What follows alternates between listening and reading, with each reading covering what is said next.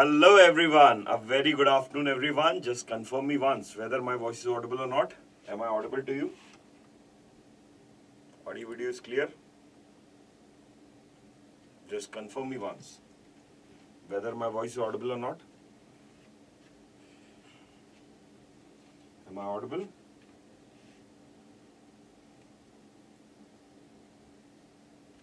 Okay, very good. So, again, I welcome you all to the YouTube platform of IMS GATE Academy. We are conducting the GATE Score Booster series to enhance your preparation before GATE examination.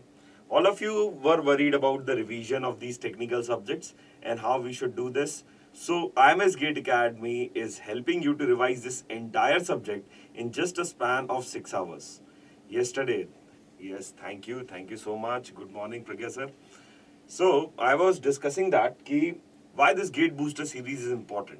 Reason is, we try to understand the concept through question. My dear students, whenever you are revising any subject, revise it through question.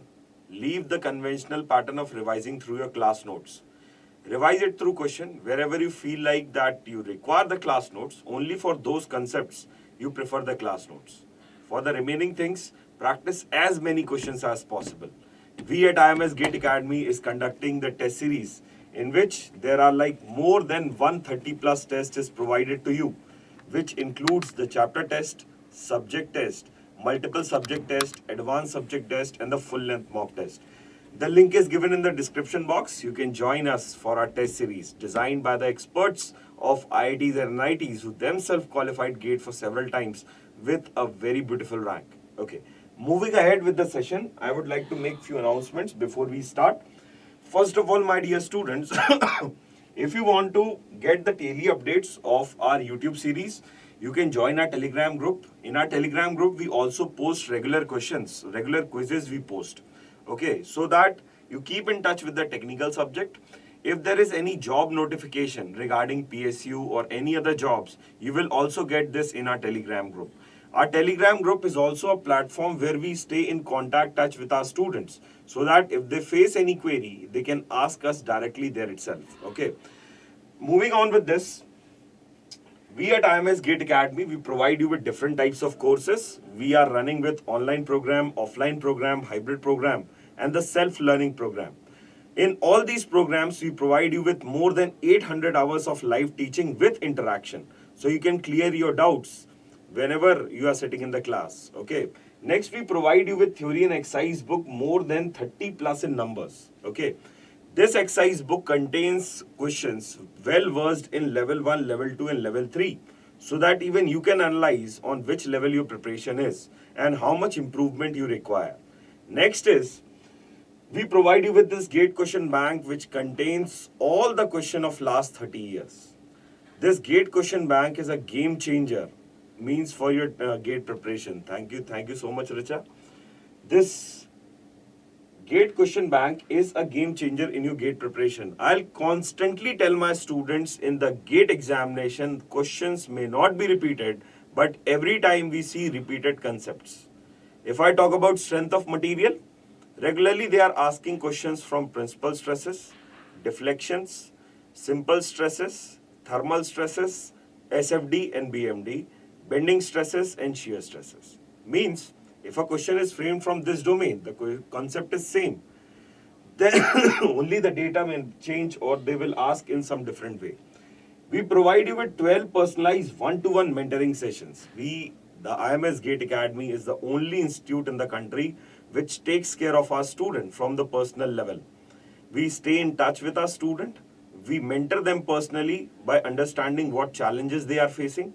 GATE is a journey of 8 months and it's a kind of a rigorous journey which requires huge amount of motivation on constant basis.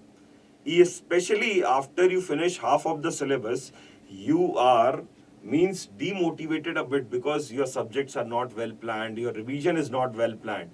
Here comes the role of these My Plan sessions. We orient the student every time he get disrailed. Then we plan the things for him or her and we ask him to do the content in a particular period. So this is how these My Plan sessions is a game-changing thing for the GATE students. Next, we provide you with 130 plus test, as I have already told you. Now, we also provide the video solution for a full-length mock test. These video solution contains the short tricks, if possible, for any question. So, if you just attend these test series and have the proper analysis, you can actually judge how much you know and what are the concepts you are lagging. Okay. So, these are some of the announcements that I have to make before starting the session. So, a very good morning, everyone. I welcome you all again to the YouTube platform of IMS Gate Academy. Okay, so let's start this session. Yesterday, we discussed half of the portion of strength of material where we have focused more on simple stresses. Then we discussed a bit of thermal stresses through question. We discussed shear force and bending moment again through questions. Then we have discussed the bending stresses and shear stresses again through questions. Okay, so if I just give you the quick recap can be, if I talk about bending stresses, my dear students,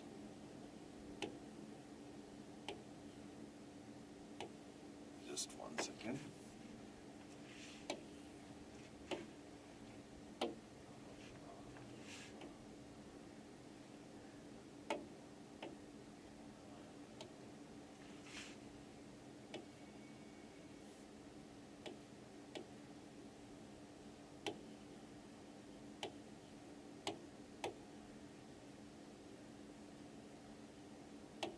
If I talk about bending stresses, now bending stresses is determined by the equation of bending. Okay, and what is the equation of pure bending? Equation of pure bending says that M upon I is equal to E upon R is equal to sigma upon Y. Okay, so if I have a cross section like this, first of all, I'll determine the neutral axis for this cross section. So from where the neutral axis will pass, this neutral axis will pass from the CG of the cross section. Okay. So step number 1 in calculating the bending stresses is you calculate the depth of neutral axis, and after that, if you want to determine the bending stress at any fiber which is situated at some distance y from the neutral axis, so this stress sigma, bending stress, can be determined using this equation. M upon I is equals to E upon R is equals to sigma upon Y. As we know that for bending stresses, the maximum bending stresses occurs at the extreme fibers and the bending stresses at the neutral axis is 0. So this is my bending stress distribution. The maximum bending stress will occur at the extreme fibers and the bending stresses at the neutral axis is 0.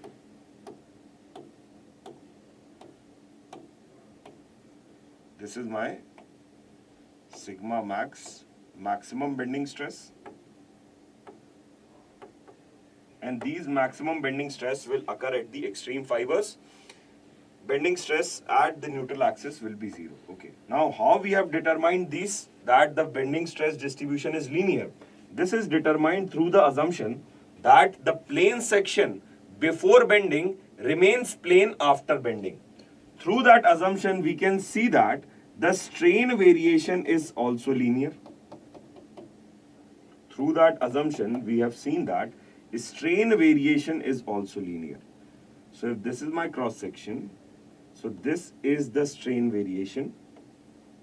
The maximum strain will again occur at the extreme fibers.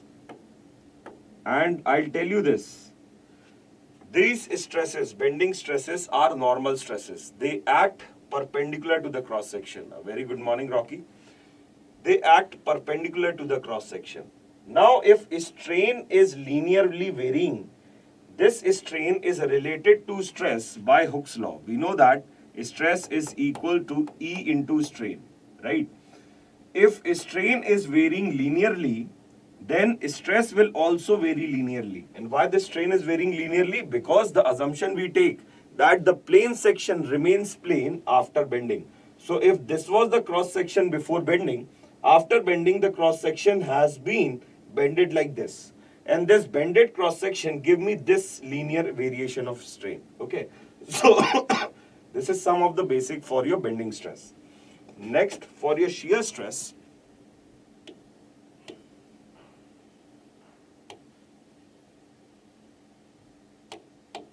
shear stress tau is determined by VA y bar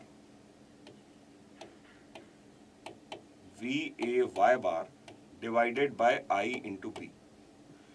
Okay, now how this shear stress will come? This shear stress will come due to the transverse load over the cross section, right? If you apply any transverse load over the beam, due to the shear stress, due to the shear force, the shear stresses will come over this cross section. Now, first of all, in order to determine the shear stress, we need to know the position of neutral axis or the depth of neutral axis. Again, the neutral axis will pass through the CG of the cross section. If I have to determine the shear stress at any fiber which is situated at some distance y from the neutral axis, this can be determined using this equation, right? Now observe this. This is my fiber and this fiber is situated at some distance y from the neutral axis, right? So if I have to determine the shear stress in this fiber, the shear stress tau is equal to the total shear force over this cross section V multiplied by A into y bar. Now what is this A y bar? A y bar is the first moment of this area about the neutral axis, the area which is above the fiber. The first moment of this area which is above the fiber about neutral axis. So this is your area A and y bar is the distance between CG of this area and the neutral axis. This is y bar. Now I is the moment of inertia about neutral axis. B is this width. B is this width. The width of the cross section at this fiber Y, right? So this is how your shear stress will going to vary and you get the shear stress distribution corresponding to shear force V.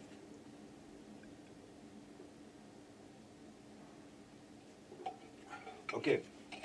Now, when you are drawing the shear stress distribution for a rectangular cross section, the shear stress distribution comes out to be parabolic. This is your shear stress distribution.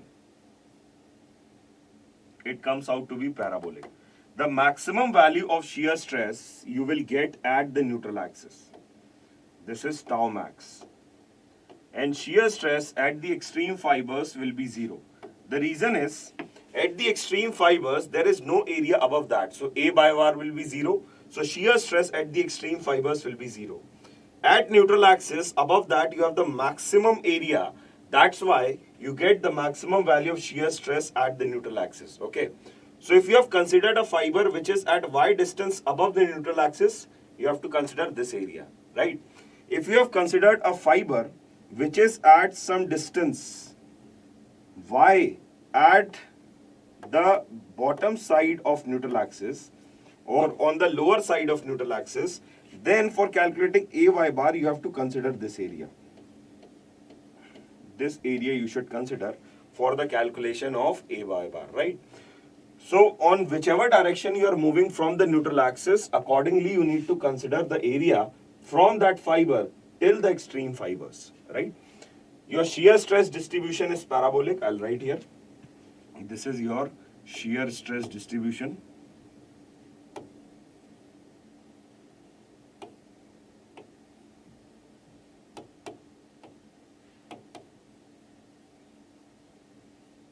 And shear stress distribution is parabolic. Please take care of 2-3 things here, right? I'll just mention here at note point. For rectangular cross section,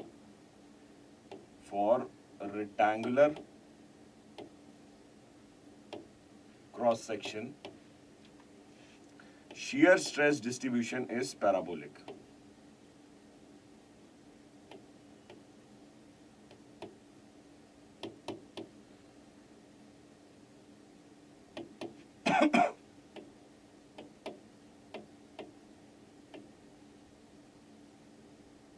Shear stress distribution is parabolic. Second point, your shear stress tau is inversely proportional to the width of the cross section at that fiber.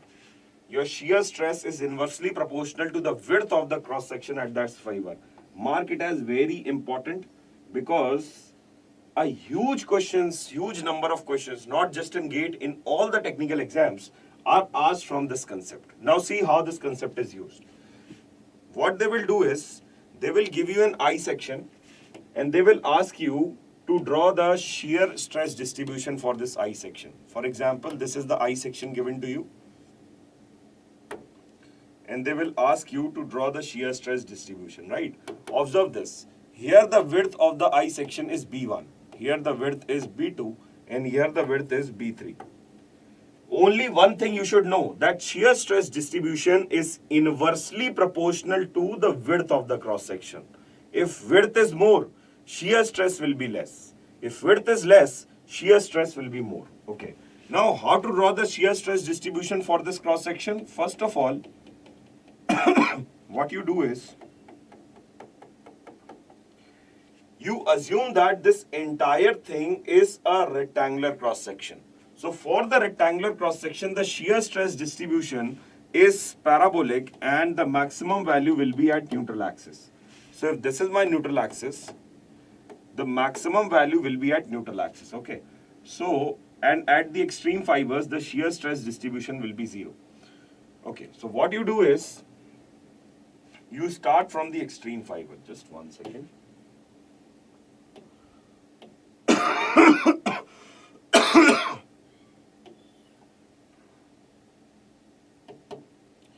You start from the extreme fiber.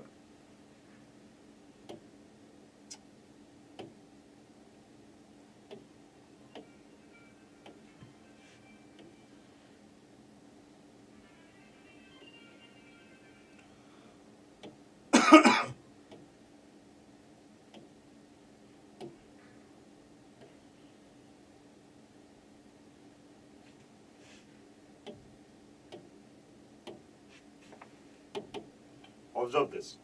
You start from the extreme fiber, like this you will going to start. This is the shear stress distribution when the width is B1. As soon as the width is reduced to B2, your shear stress value will increase. So this is the increase in the shear stress value, right? Now, over this depth, the width is constant. So your shear stress distribution will be parabolic, giving the maximum value at the neutral axis. This is the maximum value at the neutral axis. Again at this point, your your width is increasing to B3. So your shear stress will decrease. So you need to reduce the value of shear stress like this. And again, over for this depth, your width is constant. So your shear stress will be again parabolic and it moves like this. So this is your shear stress distribution for this I section. So they will ask lot of questions from the shear stress distribution for different types of cross sections. So you can just do this by taking first of all a constant width, and then wherever the width is changing, you can increase or decrease the value of shear stress. So this is your shear stress distribution.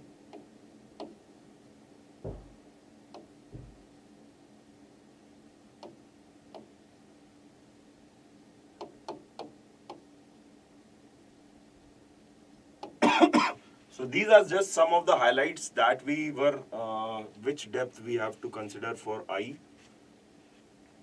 If I talk about this part, flange, right? Then for this depth, your width is constant, so your distribution will be normal parabolic. Again for this web, your depth is your width is constant. So for this depth, again it will be parabolic, giving the maximum value at neutral axis. Again for this flange, this depth is constant. So for this depth, your variation will be again parabolic like this. Is it fine? Is it fine now? So this is your shear stress distribution. These are some of the points that we just missed yesterday. So I have just covered it, right? Okay, chalo, moving ahead. This is the flow of our today's session.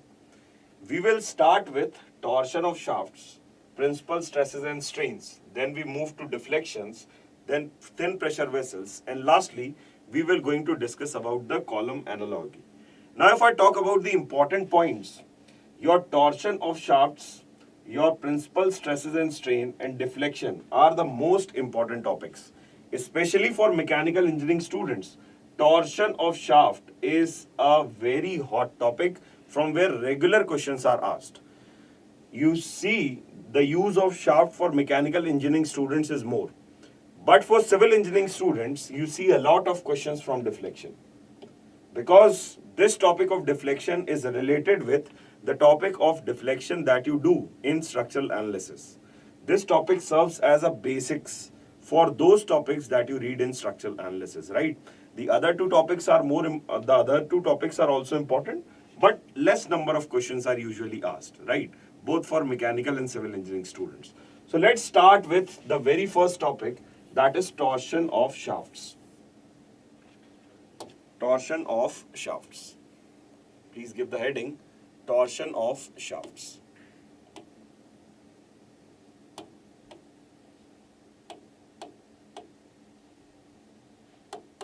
Now usually, my dear students, torsion is the twisting moment, okay? And torsion will going to create the angle of twist and will produce the shear stress. Now most of you get confused between the shear strain and the angle of twist. So understand this. if I'll take a shaft like this, let me just take a shaft.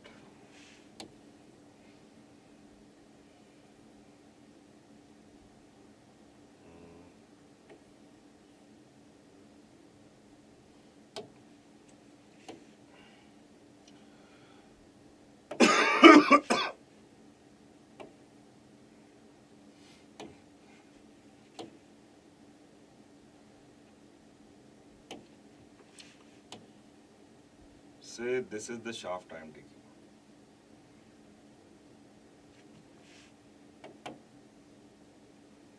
This shaft is fixed at this end.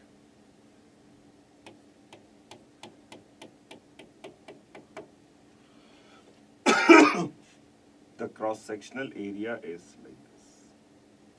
Take another one.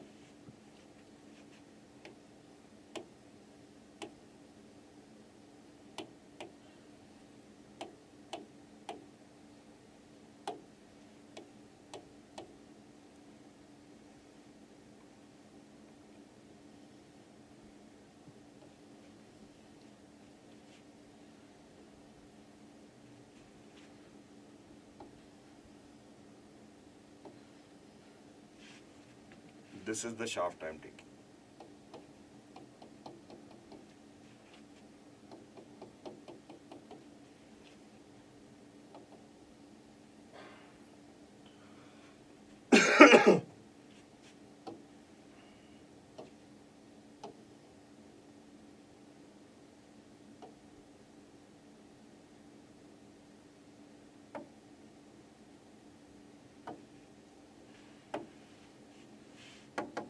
Now observe this very carefully, right? I apply a torque T like this. First of all, how we decide the direction of torque? The direction of torque is decided using left hand thumb rule. You just curl your fingers along the direction of torque and the extended thumb will give you the direction of torque. Okay. So either you represent the direction of torque like this or you represent it like this. Either way, you represent the direction of torque. Okay. Now understand this. Due to this torque, this face will going to get twist. This is my point A. This is my point A. Due to this torque T, this A will move to the new position A dash. Is it clear? This is the face of this cross section, right? Over this cross section, I am observing the angle of twist. So this A has moved to A dash due to this twisting moment. Now if you join this with the center, if you join this with the center, this angle that you are getting theta, this theta is the angle of twist. So I'll write here, the theta is angle of twist.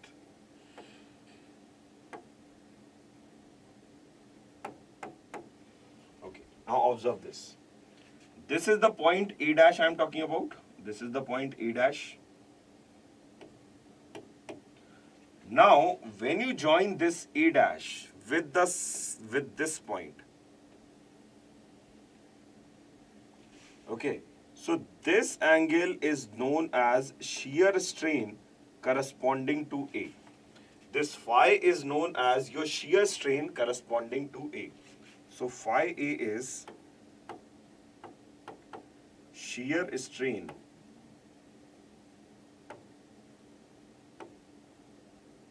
phi A is your shear strain. So observe this very carefully. If I am talking about the face, the angle of twist will be measured. And if I look into the longitudinal cross section for the shaft, I will get the value of your shear strain, right? As you can see here, if I take a point somewhere inside this shaft, okay, let me take this point B. Say this point B, right? For this point B, it has moved to the position of B dash. So angle of twist for B is same. It is again theta. But what can you say about the shear strain? So if this is my point B from the center, it has moved to this location, B dash.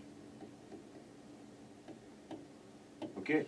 Now just join that point B dash from the, this is the shear strain B, right? So as you are moving inside from the outer fiber, the value of shear strain is continuously decreasing. At the center, the value of shear strain will be 0. So I'll just write down and you tell me what we can conclude from here.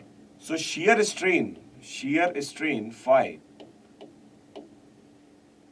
shear strain is maximum at the extreme fibers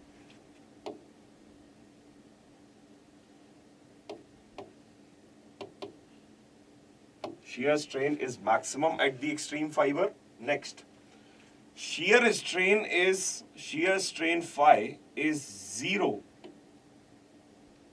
at the center. Means shear strain is decreasing from the extreme fiber till the center. If shear strain is decreasing, it means that shear stress will also decrease. Therefore, we can say that the shear stress will be maximum at the extreme fiber and it will be 0 at the center. So again, if this is my cross section, if this is my circular cross section, and for this circular cross section, I have to draw the shear stress distribution. So the shear stress distribution will be like this. It will be maximum at the extreme fiber and it will be 0 at the center.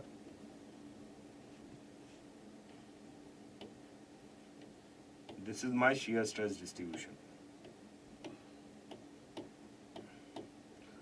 The maximum value will be at the extreme fiber and it will be 0 at the center. This is the shear stress distribution I have drawn for this half. The another half can be drawn like this.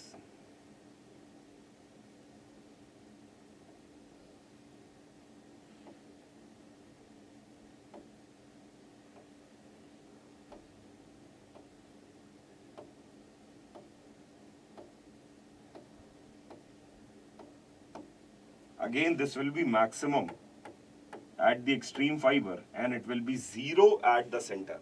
Now you can see here, the shear stress is also varying linearly with the radius, right? So if I consider a fiber which is at some distance or at some radius r, which is at some radius r, the shear stress at this fiber is tau. The shear stress for this fiber is tau.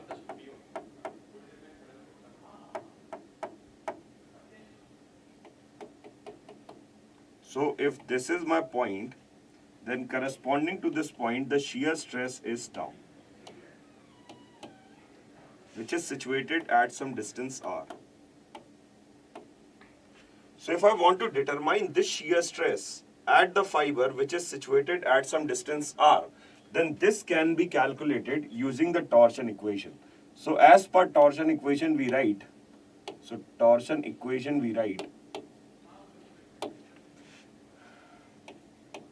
T upon IP is equal to G theta by L is equal to tau by R.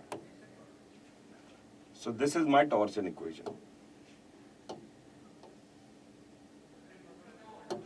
where T is the twisting moment, IP is the polar moment of inertia, and IP is equals to Ixx plus Iyy. G is the modulus of rigidity or shear modulus. Theta is the angle of twist. L is the length of the shaft where we are calculating the angle of twist. Tau is the shear stress on the fiber which is situated at some distance r. Okay. So this is your torsion equation. Next, let's talk about the connection of shafts.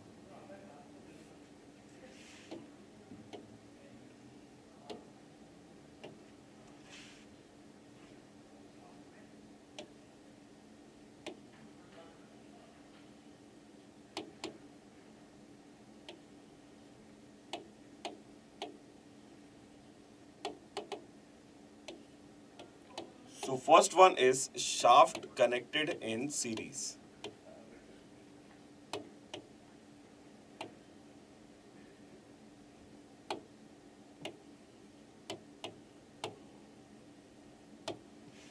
This is the shaft connected in series. This is my shaft 1 and this is my shaft 2. The diameter of shaft 1 here I'll start like this. This is D1, this is D2. Length of shaft 1 is L1, this is L2. Next, modulus of rigidity here is G1 and here it is G2. Now over the shaft we are applying a torque T like this. A twisting moment T is applied at the free end like this, right? Now whenever the shafts are connected in series, the first thing is the torque acting in all the shaft should be equal or will be equal. This is A, this is B, and this is point C. So torque acting on the portion AB is equal to torque acting on the portion BC is equal to the torque T. This is the torque which will be acting on all the segments. Next, the total angle of twist, theta of AC. The total angle of twist, okay, you can see here, this is your face A. The A cross section will be like this, okay, and it will not going to twist at all because this is at the support. Then, when I talk about the face B, it will going to twist a bit like this. So this is the angle of twist only on the portion AB. This is A, and when you move to B, it will going to twist a bit. So this twist is the twist on the portion AB. Then when you move from B to C, again you will see a twist. So this further twist is because of the portion BC. So the total twist, angle of twist from A to C is equal to theta of AB, angle of twist AB plus angle of twist BC. This is your total angle of twist. Theta of AC is equals to theta of AB plus theta of BC. These two things you should always keep a check whenever the shafts are connected in series. Now next we talk about the shafts connected in parallel.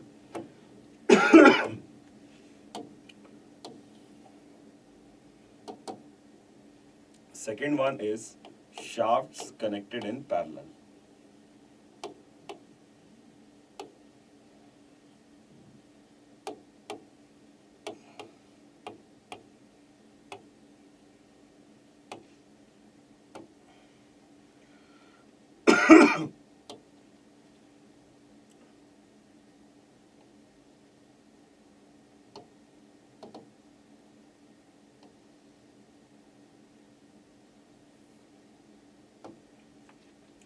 This is my shaft connected in parallel. Observe this.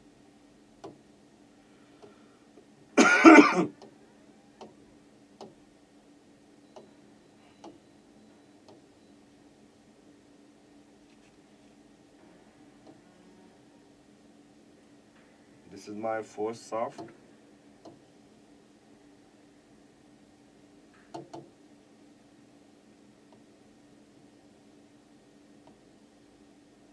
And inside this first shaft, I have the another shaft made up of some other material.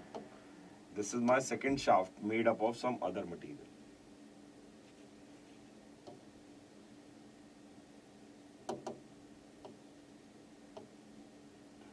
So like this, I have the shafts connected in parallel, where one material is outside and another material is inside. The outside material has modulus of rigidity G1 and length is L, diameter is D naught, D outer. This is D outer, right? And the inner diameter is D inner. So the outer shaft can be taken as the hollow shaft, inside which another shaft of another material is there. So this is my material 1 and this is my material 2. So this is G2, length is L and the inner diameter is DI, right? Now when you observe this cross section, for this cross section the angle of twist will be same. So I'll just draw this cross section quickly. This is my inner material and outer material is this one.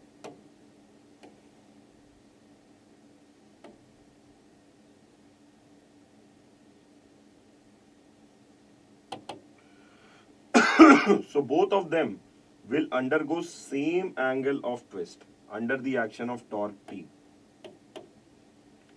The torque acting over this is T,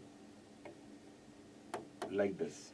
Under this angle, under this twisting moment, both the materials will undergo same angle of twist theta.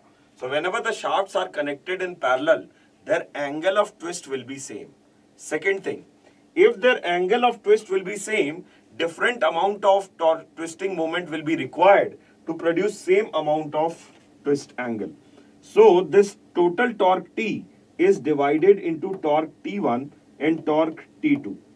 Torque T1 will going to cause the twisting in the outer material and torque T2 will going to cause twisting in the inner material.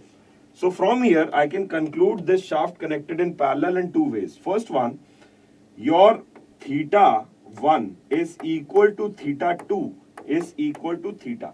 That is the angle of twist for the outer material will be equal to the angle of twist for the inner material and that will be equal to the angle of twist for the cross section. Second, your total torque T is the sum of T1 and T2. Means your total torque T will be divided into T1 and T2 and that will going to cause the same angle of twist for the outer and the inner material. So these two conditions you should remember whenever you are dealing the shafts connected in parallel, right? Chalo. With this, we will go with the first question. Please try this question. I'll give you 2 minutes of time. You have to just try this. Again,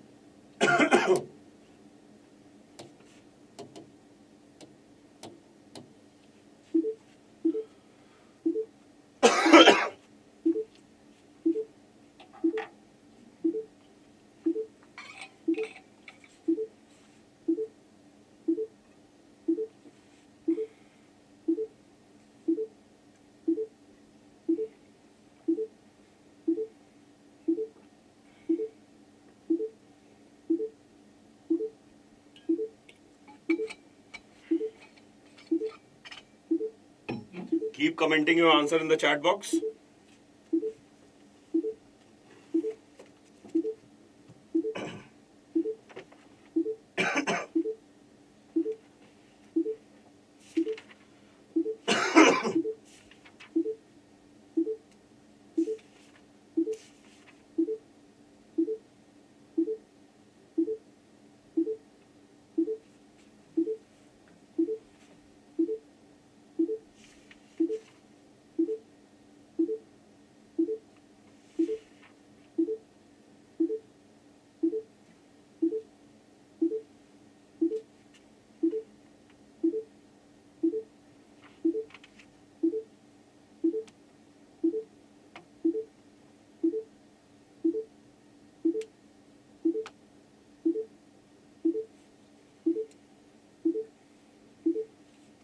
Keep commenting your answer in the chat box.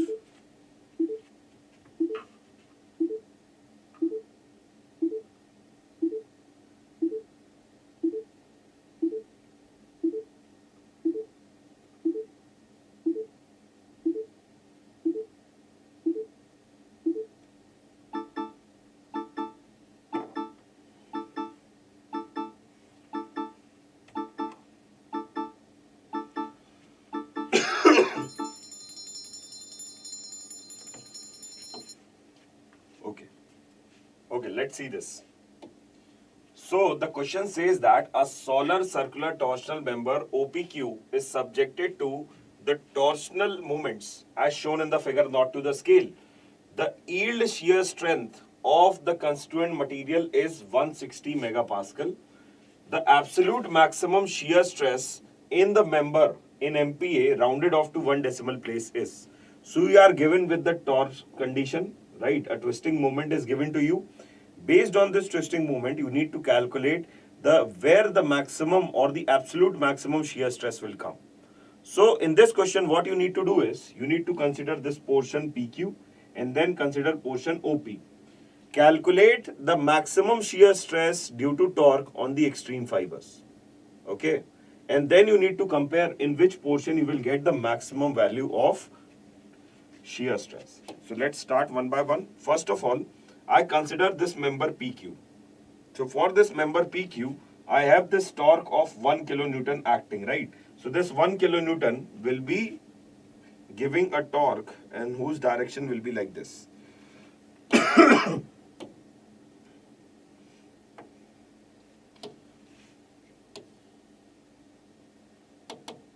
So this is member PQ. This PQ is giving a torque like this. And this is 1 kilonewton meter.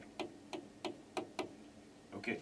Now in order to balance this, the another portion OP will provide the reaction torque over this member. And this reaction torque will be again 1 kilonewton meter like this. So this member PQ is under the action of 1 kilonewton meter torque, right? Now we know that the maximum shear stress for this shaft will come at the extreme fibers. And where are the extreme fibers? They are situated at the distance of R. So for this shaft, this length is 0.5 and the diameter is 0.08 meters. So for this shaft, diameter of PQ is 0.08. So R max is equal to 0.04 meters. This is equal to 40 mm. Okay. Now you can calculate the shear stress. So tau max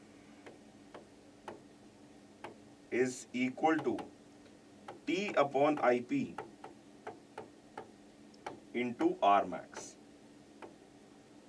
This is the value of tau max on the portion PQ. So tau max in the portion PQ is equal to T, which is 1 kilonewton meter. So 1 into 10 raised power 6. I have converted kilonewton in newtons and meter in mm. So 1 into 10 raised power 6 divided by IP, which is pi by 32 into D raised to the power 4. So D is 80 mm.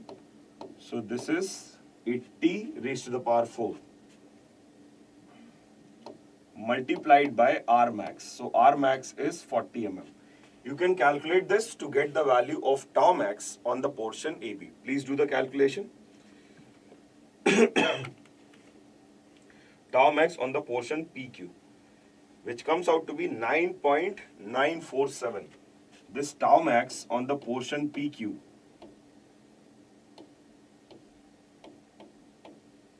comes out to be 9.947 MPa. Okay, so this is the value of tau max for the first portion of the shaft. That is the PQ portion of the shaft. Now next is, consider the portion OP. Consider this portion OP. Okay. Again, write down the torque and calculate the maximum shear stress that will be produced on the extreme fibers. So for member OP,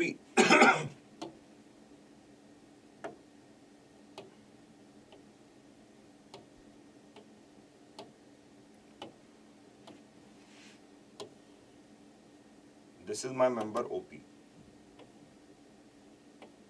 For this member OP, you have 1 kilonewton meter of reaction torque and you have 2 kilonewton meter like this. 2 kilonewton meter like this.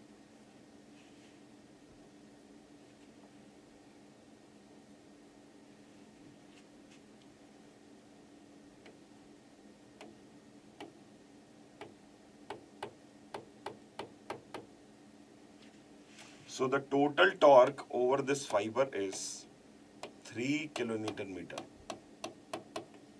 This is the total torque over the fiber. Just check this. The total torque over the fiber is 3 kilonewton meter.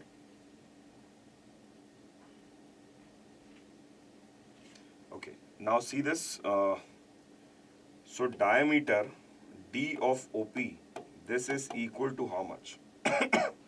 D of OP is 100 mm.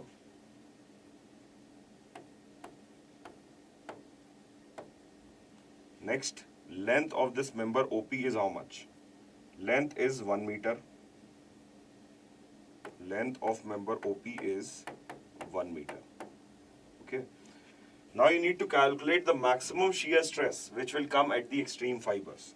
So tau max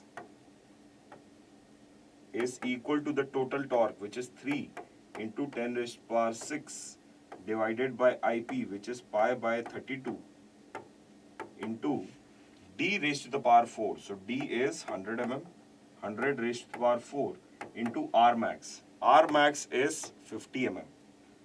So this is 50. This will going to give you the tau max for the member OP. And this value of tau max comes out to be 15.279. 15.279.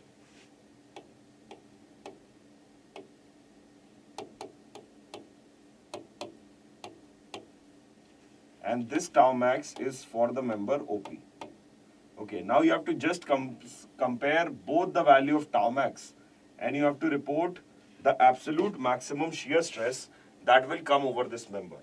So when you look into this previous tau max, this is 9.947 and this value is 15.279 megapascal. So clearly the maximum value of or the absolute maximum shear stress will come on the portion OP and the value will be 15.279. So I'll write here absolute maximum shear stress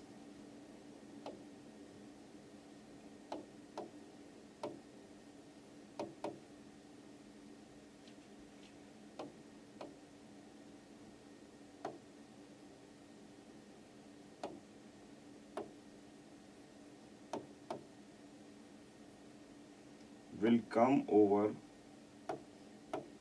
portion OP and the value will be tau max absolute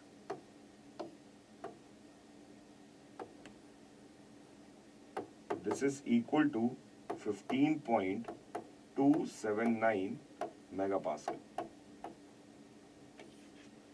This is the absolute maximum shear stress that will come over the fiber, right? IP is constant, sir. No, my dear, IP is not constant. Diameter is changing, therefore IP is also changing. IP, earlier we took pi by 32 into 80 raised to the power 4. But here we took pi by 32 into 100 raised to the power 4. Pi by 36, pi by 36 r raised to the power 4, okay? By the way, it is 32, not 36. Chalo, moving on with this. Try this question.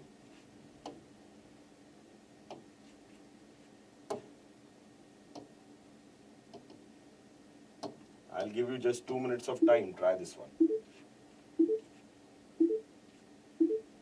Good afternoon, Richa.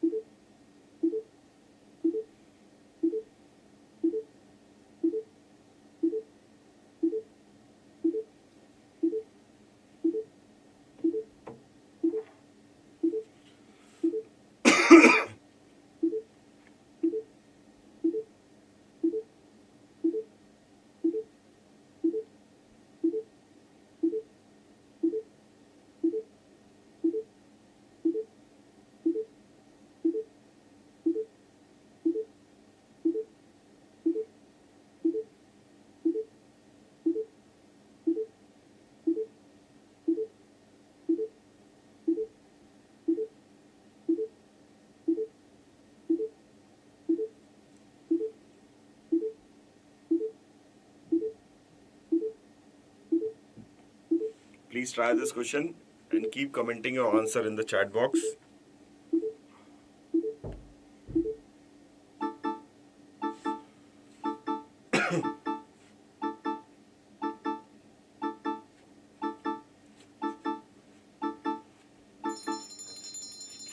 Okay, time's up. Let's see. Question says that a hollow circular shaft has an outer diameter of 100 mm and a wall thickness of 25 mm. The allowable shear stress in the shaft is 125 megapascal. The maximum torque the shaft can transmit is. First of all, I will write down the allowable shear stress in the shaft is 125 megapascal. So tau allowable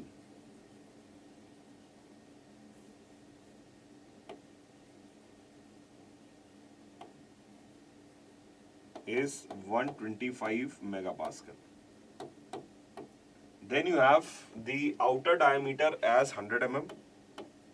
D outer is 100 mm. Wall thickness is 25 mm. So wall thickness is 25 mm, right? So tell me what will be the inner diameter? Please tell me what will be the value of inner diameter? If wall thickness is 25 mm, what will be the value of inner diameter? Please comment it.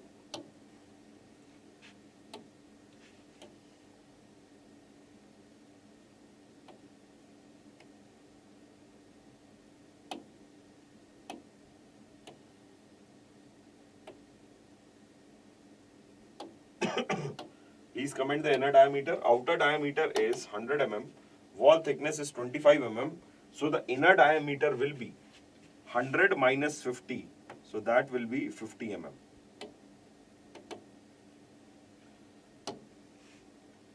So this is 50 mm. Okay. Now what you need to calculate? You need to calculate the maximum torque this shaft can transmit. You are given with the allowable shear stress, and this allowable shear stress should be equal to the maximum shear stress that is coming over the shaft. If the allowable shear stress is equal to the maximum shear stress, then this shaft is capable to transmit the maximum torque. If you need to calculate the maximum torque then this shaft can transmit, then your tau max should be equal to tau allowable. And this tau max will occur at the extreme fiber of this shaft, which is situated at a distance of d naught by 2. So this distance is d naught by 2. So this d naught by 2 is 50 mm. Okay, so let's do this. So for maximum torque,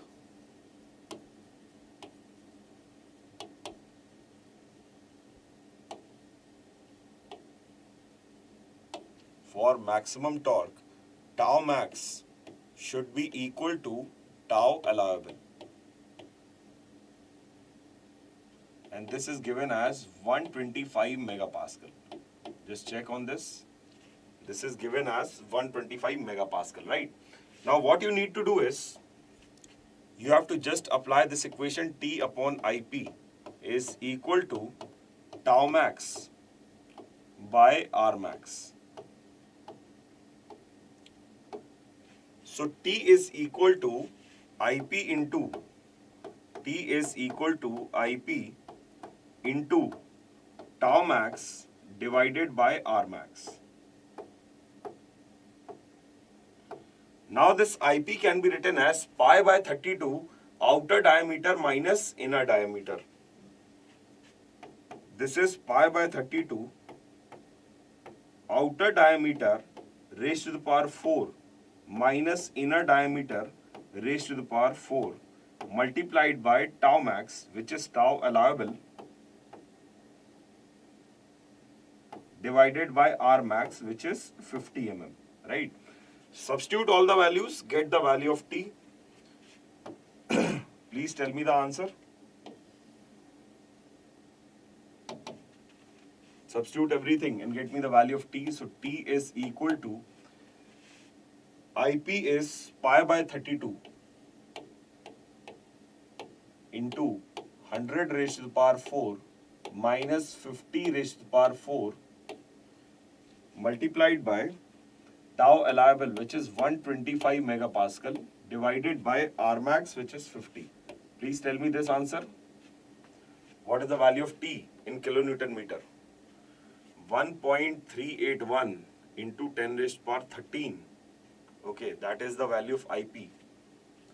Please tell me this value, the value of torque, and I want the answer in kilonewton meter. Right now, this is in Newton per mm square. This is mm raised to the power 4, and this is also mm, right? So the answer will be in Newton mm. This answer will be in Newton mm. Please mark the units. I want the answer in kilonewton meter. Please tell me that. Okay, they haven't mentioned. You tell me the answer in Newton mm only. Just calculate and tell me the answer in Newton mm.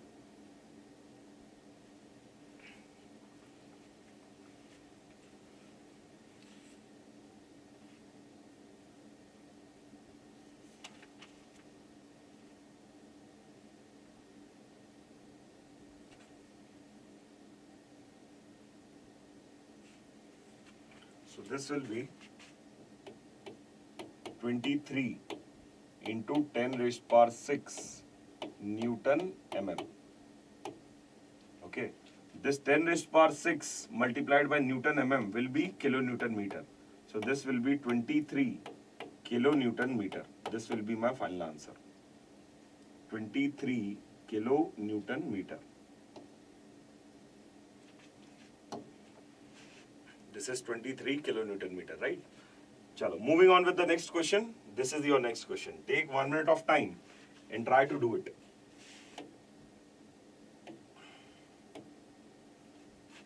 Okay, have 2 minutes, but do this quickly.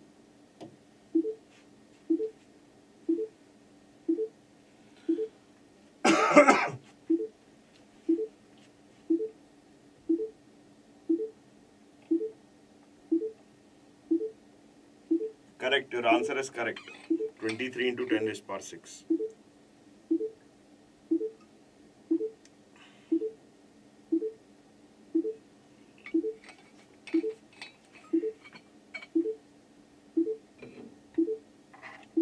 Try this one. All these are GATE previous year questions and very important GATE previous year questions.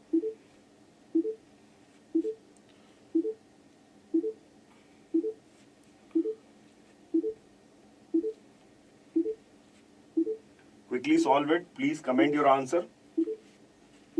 Keep commenting your answer.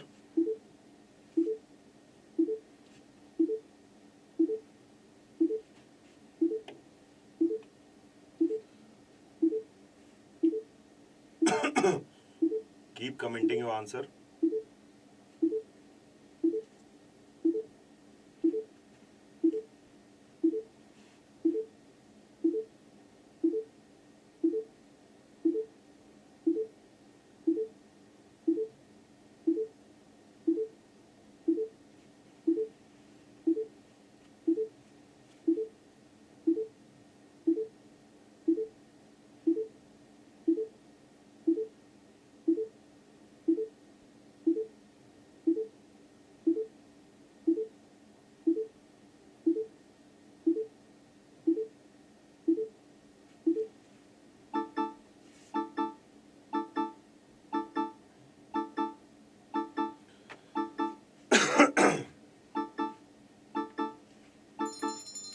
Chalo, time's up. Let's see this question.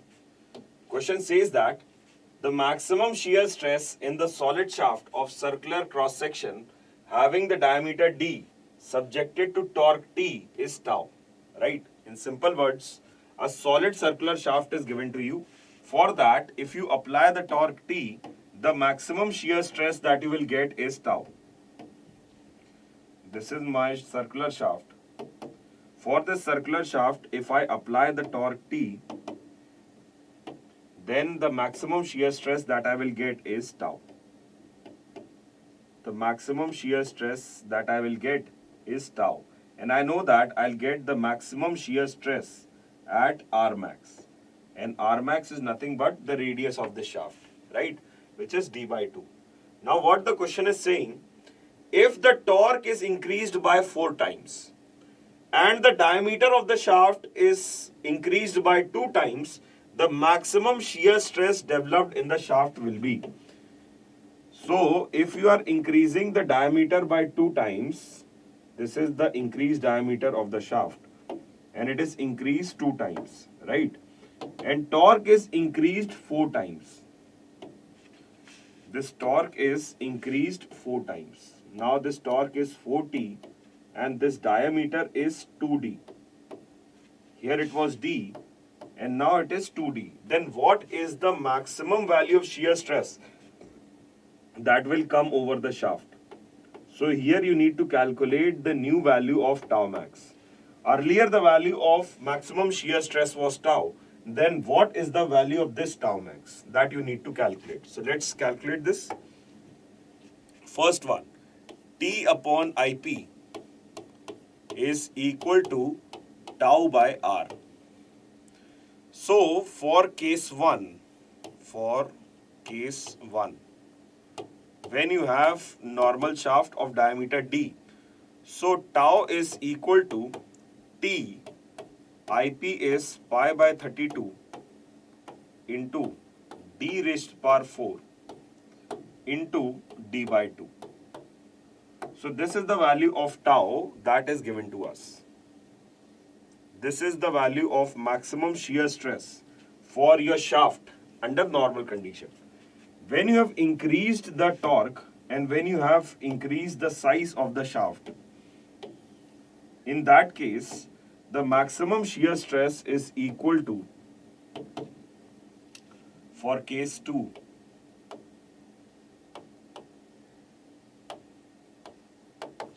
torque is 4T. So we will write 4T divided by IP. Now new IP is pi by 32 into 2D raised to the power 4 is equal to tau max that I need to calculate divided by R max. So for this case, R max will be D. If the total diameter is 2D, then R max will be D divided by D. Now you just calculate this. So tau max is equal to 4T into D divided by pi by 32 into 2D raised to the power 4. This is the situation, right? Now you take out 4 outside, this 2, 2, 2 and 2 again. So this will be 16. 16. So this will be 4 by 16 into T upon pi by 32 D raised to the power 4 into D, right? This is the situation. Now what you can do is, you can multiply by 2. So instead of the 16, you take 2 inside and you keep it here like 8. So this will be 1 times, this will be 2 times. This entire thing is your tau.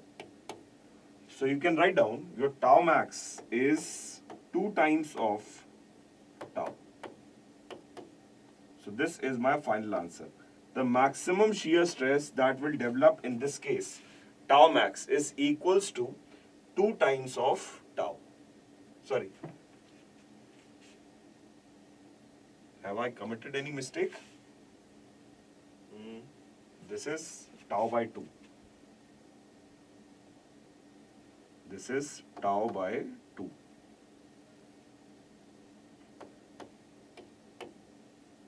This is the maximum shear stress. This is tau by 2, right? So the maximum shear stress will be tau by 2. So for this question, your option C is your correct option. Tau by 2, right? So this is how you need to solve this. Chalo, moving on to the next question. Try this one.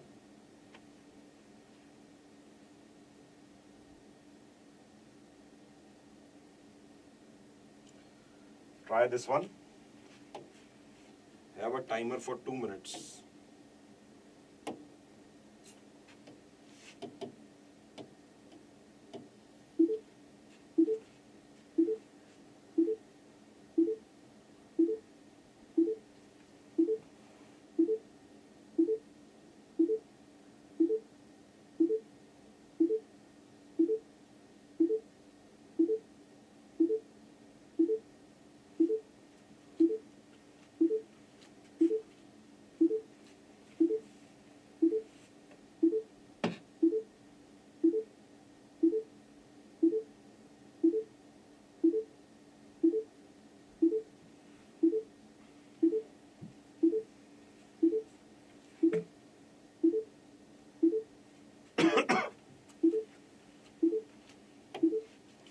Here J is your polar moment of inertia only. J is polar moment of inertia.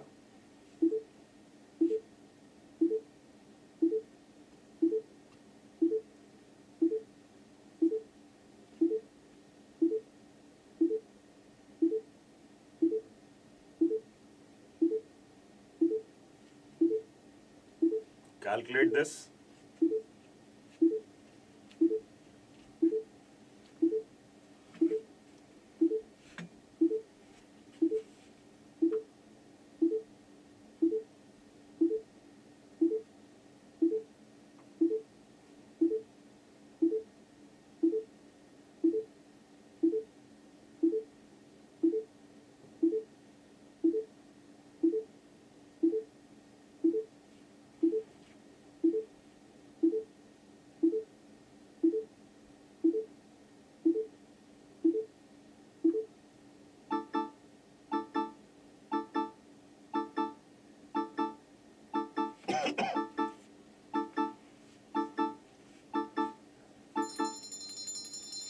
Chalo, let's solve this.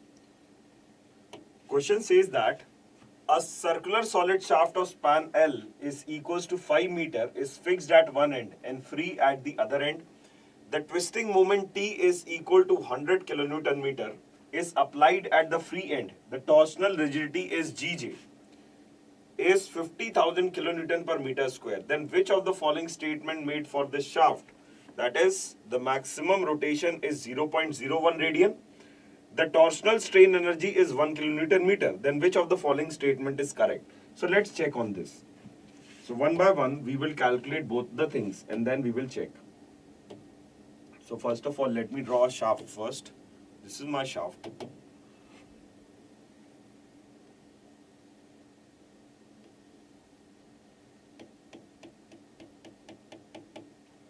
Over the shaft, a torque of 100 kilonewton meter is acting. This torque of 100 kilonewton meter is acting. Length of the shaft is given as how much? 5 meters. Length is given as 5 meter. Okay. So length is 5 meter. Gj or G into IP. J is nothing but polar moment of inertia. This is given as 50,000 kilonewton meter square per radian. Kilonewton meter square per radian, 50,000 GJ. Now first thing, what is the maximum rotation? So maximum rotation will occur at this free end and the maximum rotation theta is equal to, so first part I am calculating, theta is equal to, okay, you remember it like this, T upon IP is equal to G theta by L. This is the relation you know. IP is nothing but J. So you can just adjust this and you can get the expression of theta. So theta comes out to be T into L upon G into IP. Now you have to just substitute all the values to get the maximum rotation theta. So theta is equal to T, which is 100 kilonewton meter. So T is 100 kilonewton meter. I will not change the unit of this T because the unit of GJ is in kilonewton meter square. So multiplied by the length, which is 5, divided by the value of GJ, which is given to you as 50,000. Just quickly tell me what is the angle of twist at the free end. Please tell me the angle of twist at the free end. I have substituted all the values. Torque, length, and the value of GJ. Please tell me this, theta. What is the angle of twist for this shaft? So this is 100. So 2 zeros will going to cancel out. 5 ones are 5 hundreds are. So this will be 0.01 radians. So this is your angle of twist. 0.01 radian. Okay. Now next thing is you need to calculate the torsional strain energy. So torsional strain energy, you can just write down this new expression. Torsional strain energy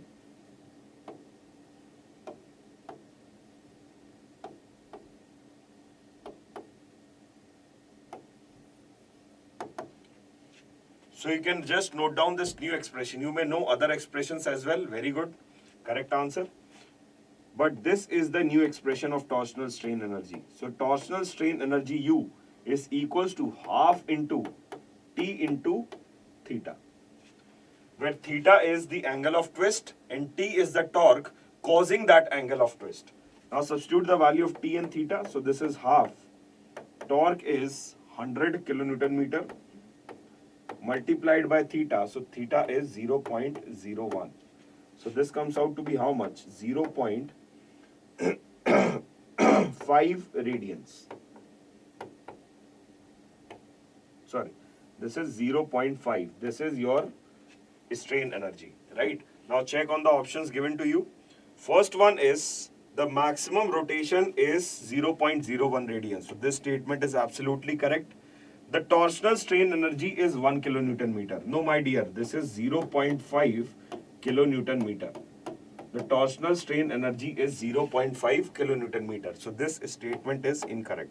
So for this question, only statement 1 is correct. Okay. Sir, मुझे एक बहुत बड़ा doubt है.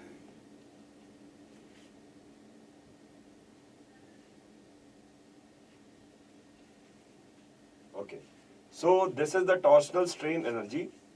Torsional strain energy is 0.5 kilonewton meter, right? So this is how you need to deal with all the questions of torsion asked in the examination. You need to check on the torsional equation. Second one, you need to keep a check on the direction of torque and how the twisting is done when the torque is applied. Okay, so these two things you keep a check. Chalo, moving on to the very next topic. The very next topic is the topic of principal stresses and strains. Principal stresses and strains.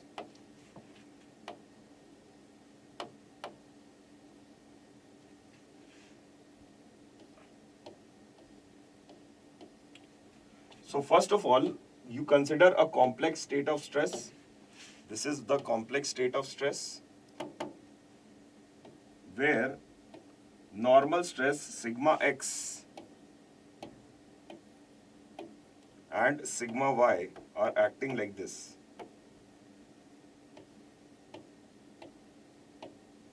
Then you have the shear stress tau xy acting like this, tau yx.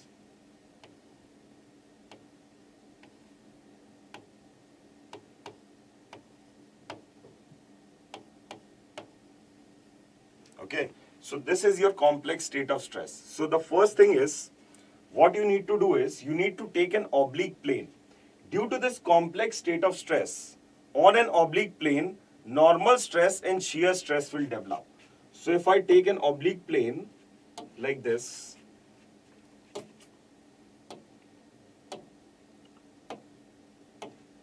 so this is an oblique plane.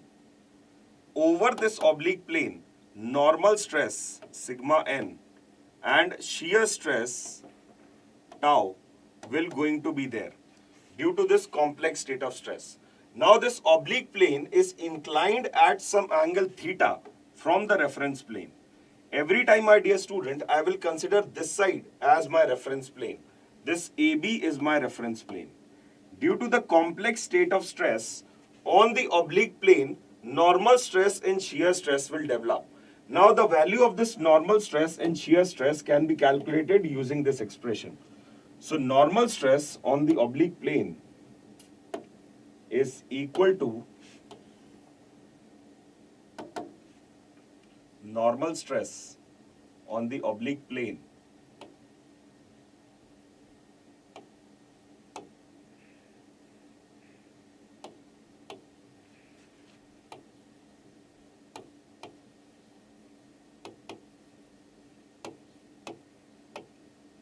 normal stress on the oblique plane. Okay, due to this complex state of stress, the normal stress on the oblique plane is equal to sigma normal is equal to sigma x plus sigma y by 2 plus sigma x minus sigma y by 2 into cos 2 theta plus tau xy sin 2 theta.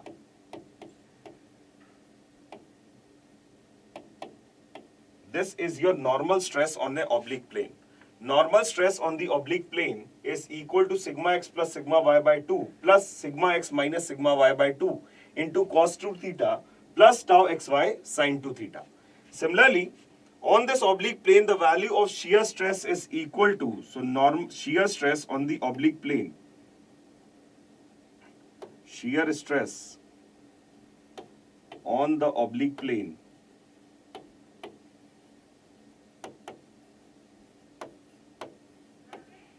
shear stress on the oblique plane can be equal to tau is minus of sigma x minus sigma y by 2 into sin 2 theta plus tau xy cos 2 theta.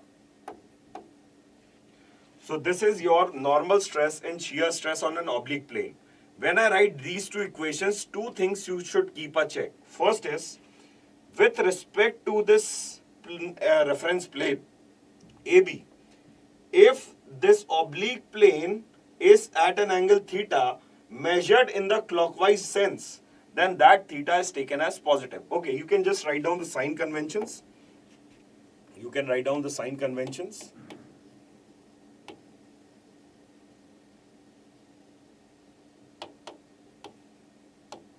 So the first sign convention is like this. If this is my state and this is my reference plane AB, right? With this reference plane, if my oblique plane is inclined at some angle theta such that this theta is measured in the clockwise sense, then this theta is taken as positive. Is it clear? With respect to the reference plane, if this angle is measured in the clockwise sense, then this is taken as positive. Next, if this is my state of stress and the plane is like this, okay, it is measured in the anti-clockwise sense, then this theta is taken as negative. Okay, so this is again my reference plane. This is my oblique plane. Whatever angle this oblique plane is making with this plane, the same angle it will make with the reference plane. The same angle it will make with the reference plane. And this theta is measured in the anti-clockwise sense. Hence, this is taken as negative. So, these are the sign conventions for this angle measurement for the oblique plane. The next sign convention is with respect to the shear stress. Again, if this is my state of stress, this is my reference plane AB. Now every time if I have to see the direction of shear stress, I will observe the reference plane. Over the reference plane, if shear stress gives the clockwise sense of rotation, then that is taken as positive. Over the reference plane, if the shear stress is giving the clockwise sense of rotation, then that is taken as positive. Next, over the reference plane, if the shear stress gives the anti-clockwise sense of rotation, then that is taken as negative. So if shear stress is like this, then this is taken as negative because it is giving the anti-clockwise sense of rotation. If over the reference plane the shear stress is giving the clockwise sense of rotation, then this is taken as positive. So this is for your shear stress.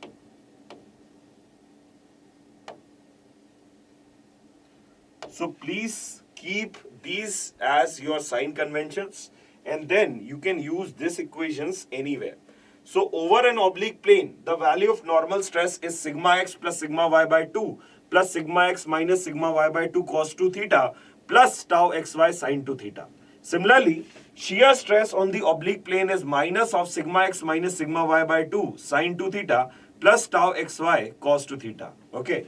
So these are the normal stress and shear stress value on the oblique plane. As you can see here, with the different values of theta, the value of normal stress and shear stress on the oblique plane will change. So can I write normal stress and shear stress tau is the function of theta. As the value of theta will going to change, the value of normal stress and shear stress will also going to be changed. But there are two values of theta, or I should say like that, there are two planes for which the value of shear stress will be 0. So those planes are termed as principal planes. So what are principal planes? Principal planes are those oblique planes for which the value of shear stress is 0. So principal planes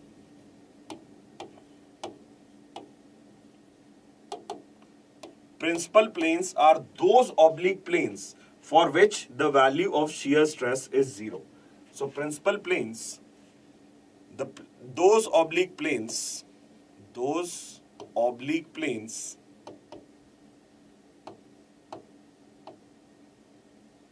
for which shear stress tau is 0. Okay, so this is the sufficient and the complete definition of principal plane. Oblique plane will have normal stress and shear stress, and different oblique planes will have different values of normal stress and shear stress. There will be two oblique planes for which the value of shear stress will be 0. Those oblique planes will be termed as principal planes. Okay. Now the value of normal stress on the principal planes are termed as principal stresses. So what are principal stresses? Principal stresses are normal stresses acting over the principal planes. Principal stresses are normal stress acting over the principal plane. These are the normal stress acting over the principal plane.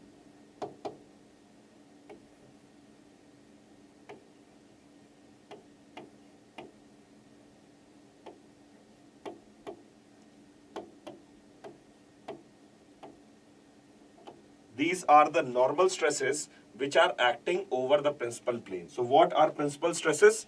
Principal stresses are those normal stresses which are acting over the principal plane. Okay, so if I have to just summarize this, how many principal planes are there? There will be two principal planes. What will be the location of these principal plane? That we will see. How these two principal planes are inclined? So basically these two principal planes will be mutually perpendicular to each other. So I will write here as a note point.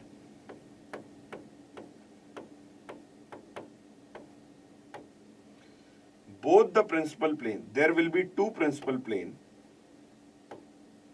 There will be two principal planes.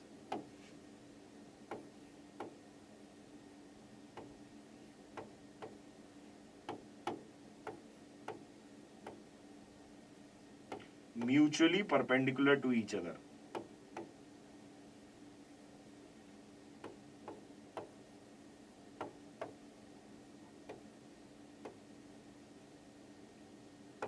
there will be two principal plane which will be mutually perpendicular to each other. Now what will be the value of these principal stresses? So here you can write down the value of principal stresses is, okay, before that you take up location of principal plane.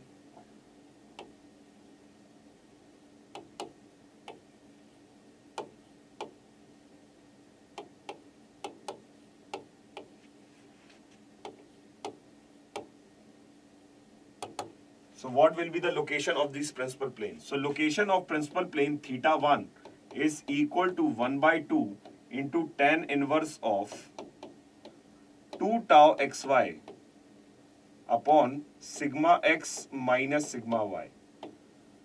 This is the location of first principal plane, theta 1. Theta 1 is 1 by 2 tan inverse 2 tau xy upon sigma x minus sigma y. So if theta 1 is this, theta 2 will be theta 1 plus 90 degree or pi by 2. If this is measured in degrees, so you had 90 degrees. If this is measured in radians, so you had pi by 2.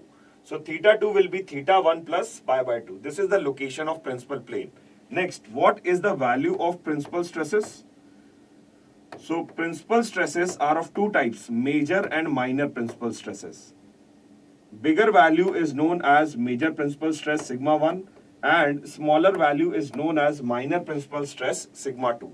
So this sigma 1 and sigma 2 is calculated as sigma 1 comma 2 is equal to sigma x plus sigma y by 2 plus minus under root of sigma x minus sigma y by 2 the whole square plus tau xy the whole square. This is the value of major and minor principal stress. If you want to calculate the major principal stress sigma 1, use the plus sign. If you want to calculate minor principal stress sigma 2, use the minus sign. So if I write this again, so sigma 1, only sigma 1 is equal to sigma x plus sigma y by 2 plus under root of sigma x minus sigma y by 2 the whole square plus tau xy the whole square. Next, sigma 2 is equal to sigma x plus sigma y by 2 minus under root of sigma x minus sigma y by 2 the whole square plus tau xy square. So this is the value of major and minor principal stress, right? All these expressions are very, very, very important.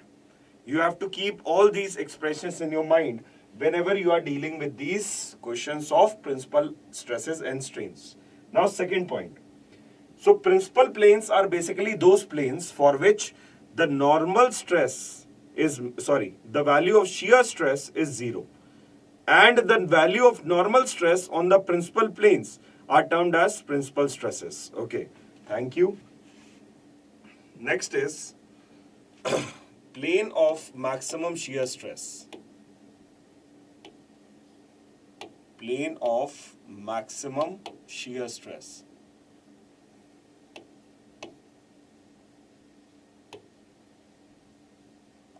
Plane of maximum shear stress. So there will be two planes for which the value of shear stress will also be maximum. So the location of those planes can be determined as, so location of planes of maximum shear stress can be determined as like this.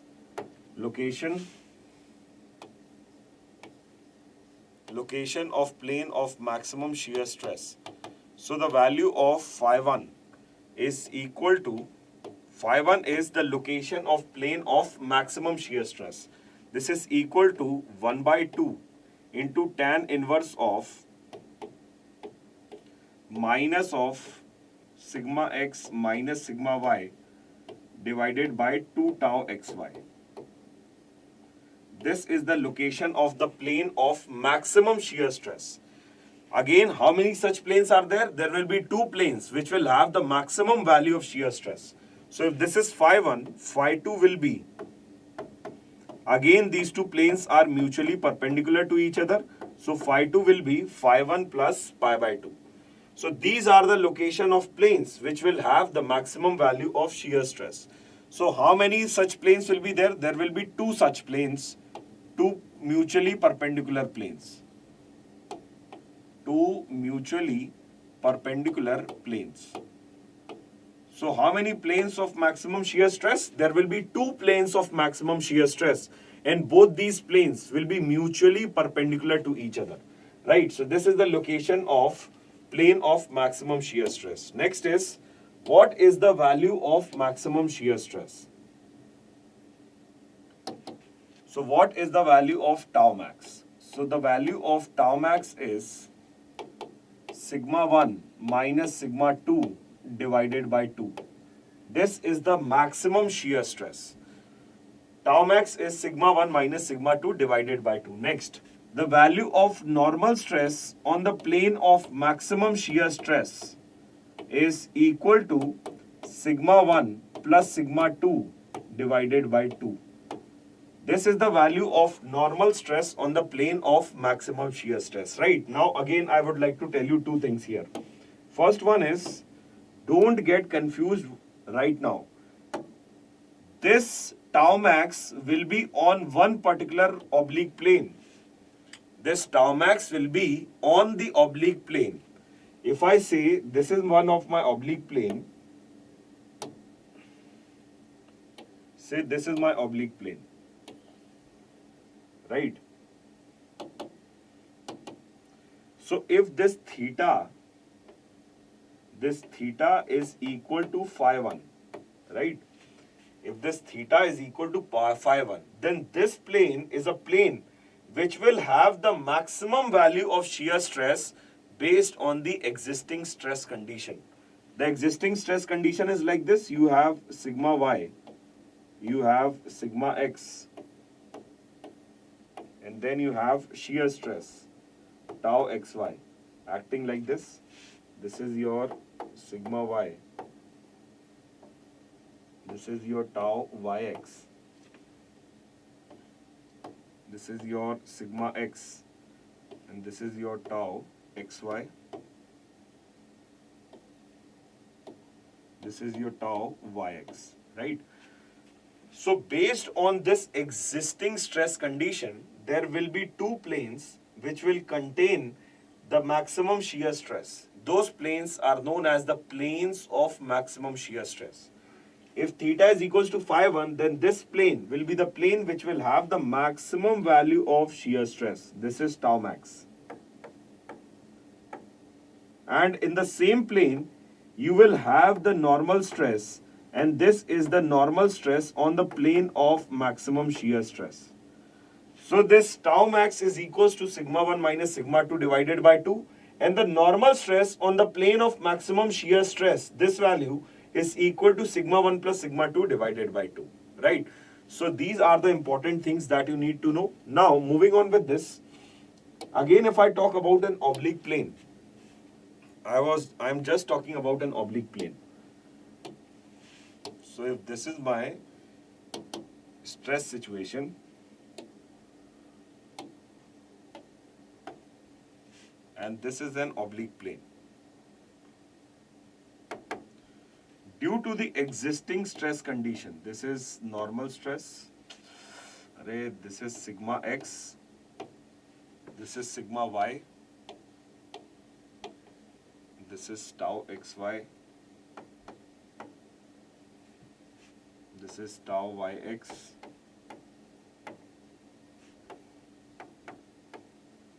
this is sigma y,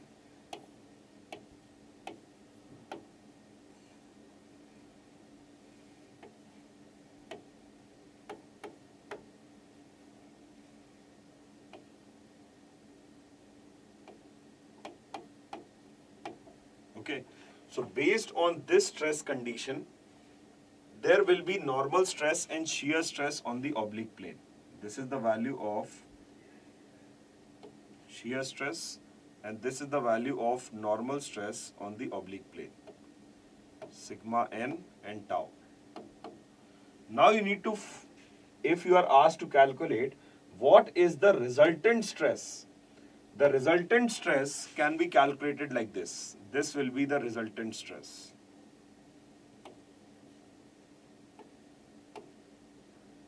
This is the resultant stress sigma R. So sigma R is my resultant stress.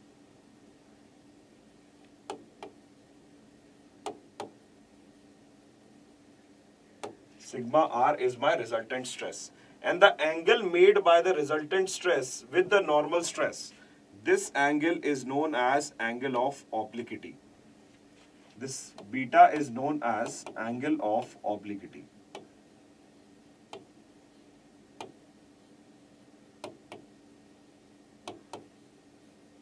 This beta is termed as your angle of obliquity, right?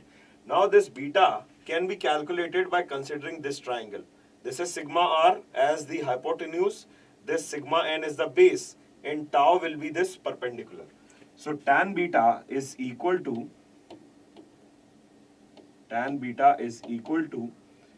tau by sigma n.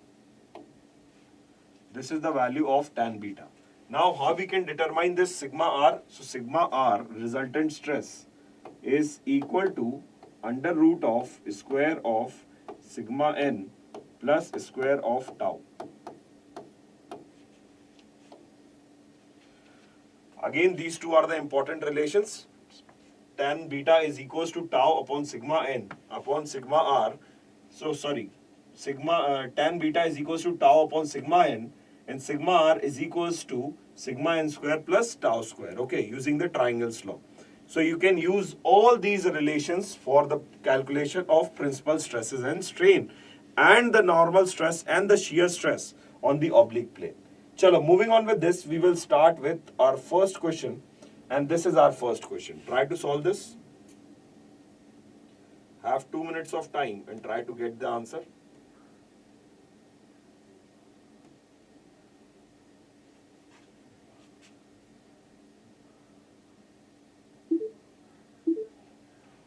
Please solve this and tell me the answer for this.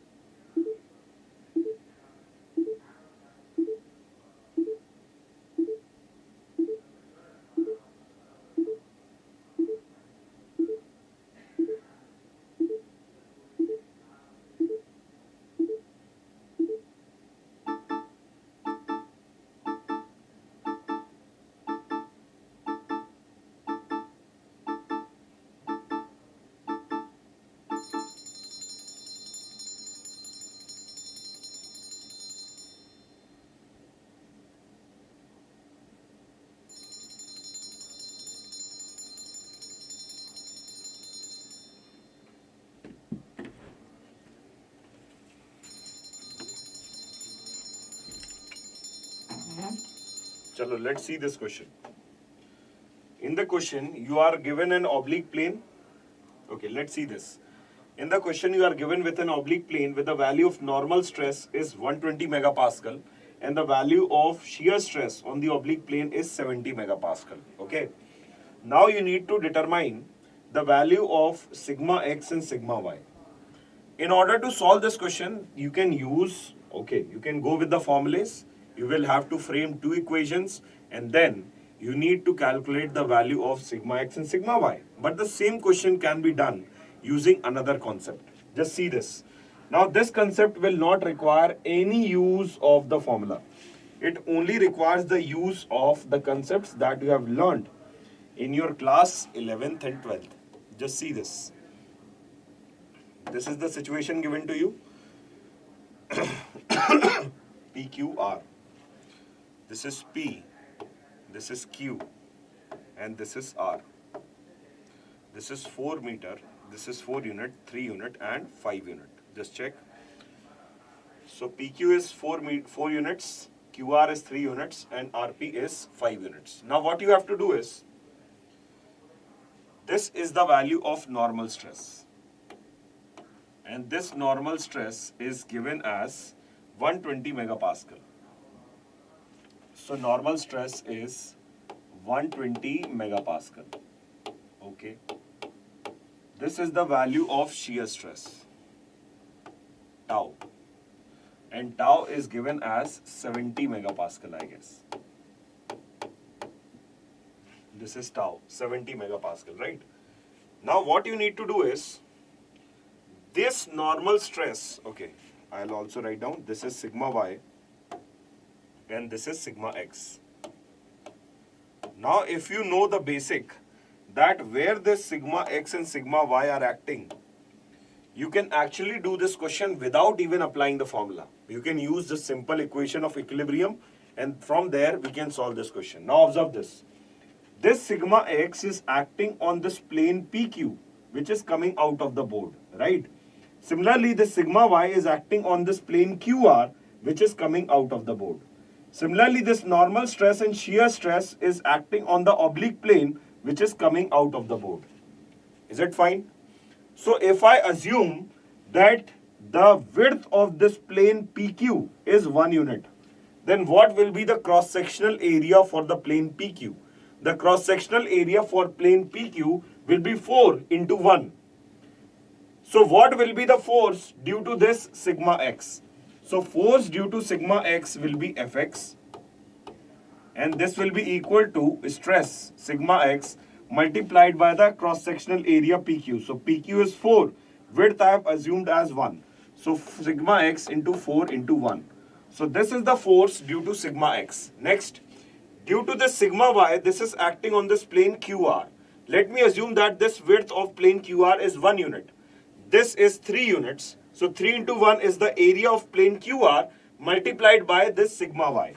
So force due to sigma y is Fy and this is equal to sigma y into area of the plane, which is 3 into 1. This is 3 into 1, right? This is Fx, this is Fy. I am converting all the stresses into forces. Reason is, I can use the equation of equilibrium for forces. Now this normal stress is acting on the plane PR, which is having this side as 5 units, and I'll assume the width as 1 unit. The area of this plane PQR is equal to 5 into 1, and the force due to the normal stress Fn is equal to sigma n multiplied by area, which is 5 into 1. Similarly, force due to the shear stress tau on this plane PR is equal to Fs is equal to shear stress multiplied by area of the plane, which is 5 into 1. So I have written down all the forces.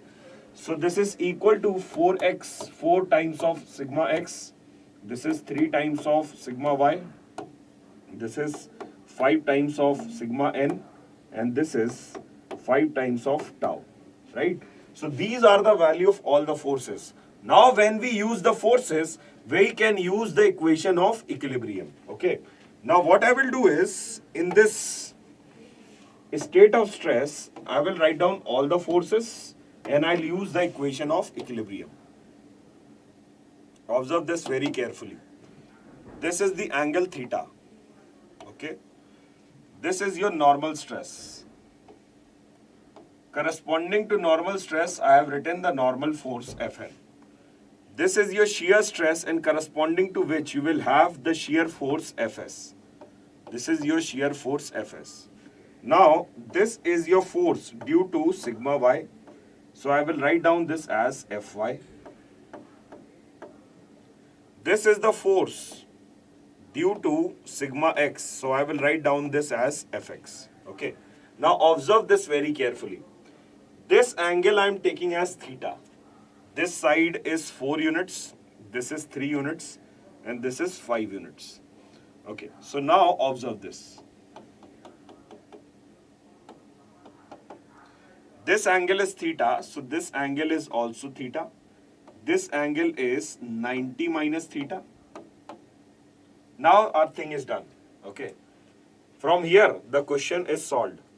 The question is solved. What you need to do is, you need to apply the equation of static equilibrium. What are the equation of static equilibrium?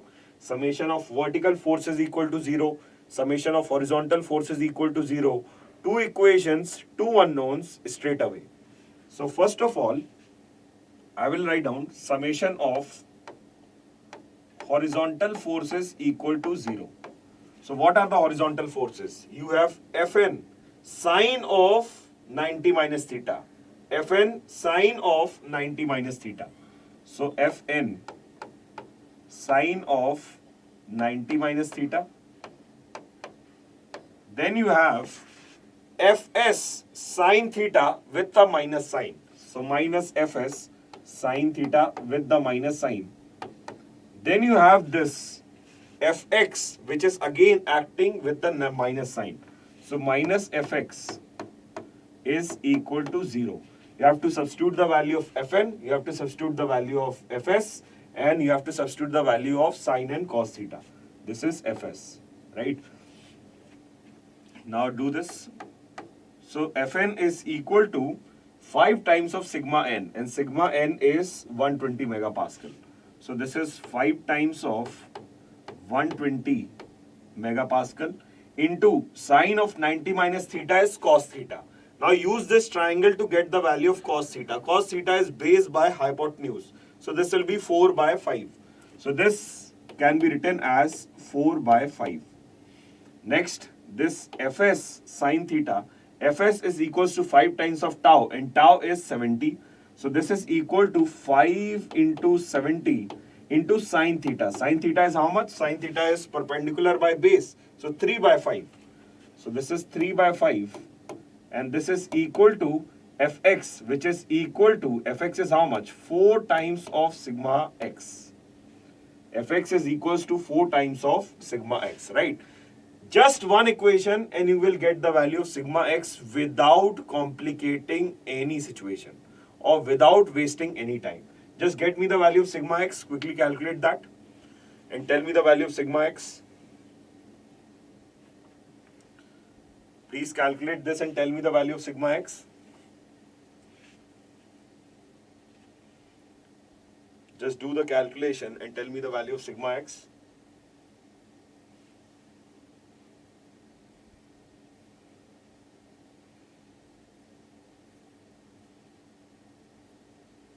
So your sigma x will come out to be 67.5 megapascal. This is the value of your sigma x. One equation enough to get the value of sigma x, right? Now next equilibrium equation will be summation of vertical forces equal to 0. So I will write down summation of vertical forces equal to 0.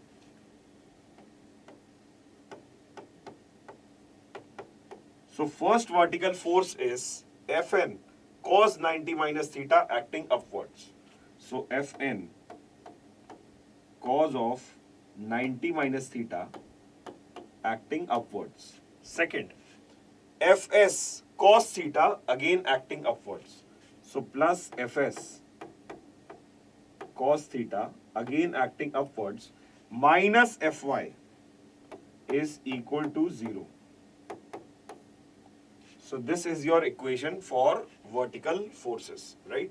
So Fn is again, I'll write down this as 5 into 120, 5 into sigma n, cos theta is sin theta is 3 by 5. Sorry, cos 90 minus theta is sin theta, and sin theta is 3 by 5. Then you have Fs. Fs is how much? Fs is 5 times of tau and 5 times of 70. Cos theta is 4 by 5. This is equal to Fy. Fy is 3 times of sigma y. Just calculate this and get me the value of Fy. So this Fy will come out to be 213.3. Fy will come out to be 213.3 megapascal. This is the value of Fy. So again you have seen that without applying any equation, what I did, I converted all the stresses into forces and then I applied the equations of static equilibrium. So this can be an easier way or the shorter way to deal with the questions of the stresses acting on the oblique plane. Okay. So our correct answer is sigma x is 67.5 and sigma y is 213.3. So let's see. So for this question, our option number C is the correct option. Okay. Chalo, moving on with this, moving on to the next question. Please try this one. You have 2 minutes of time. Please go for it.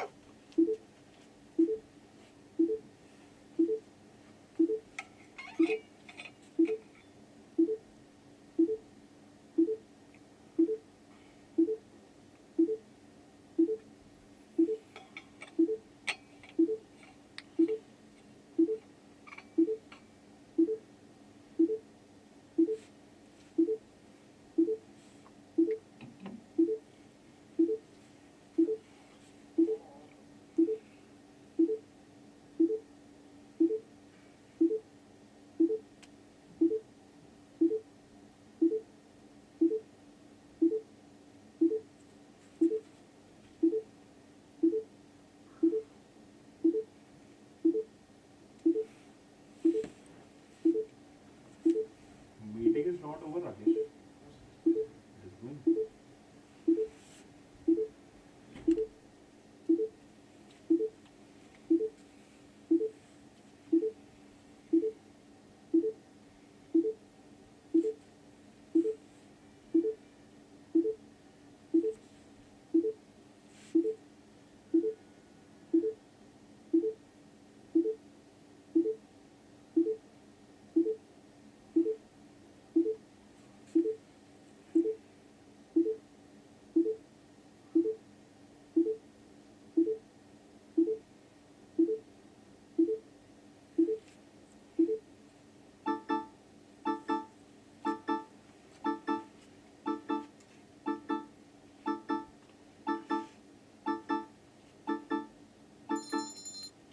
Chalo, let's see this question. Question says that the state of stress in a deformable body is shown in the figure. Consider the transformation of the stresses from the xy coordinate system to the xy coordinate system.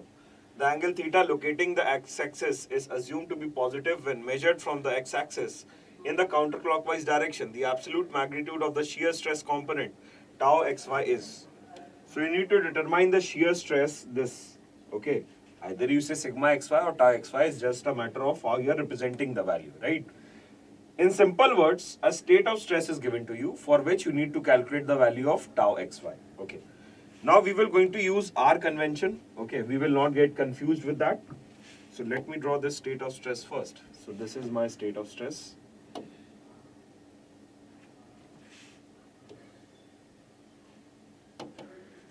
For this state of stress, this is normal stress and this sigma n is 120 megapascal.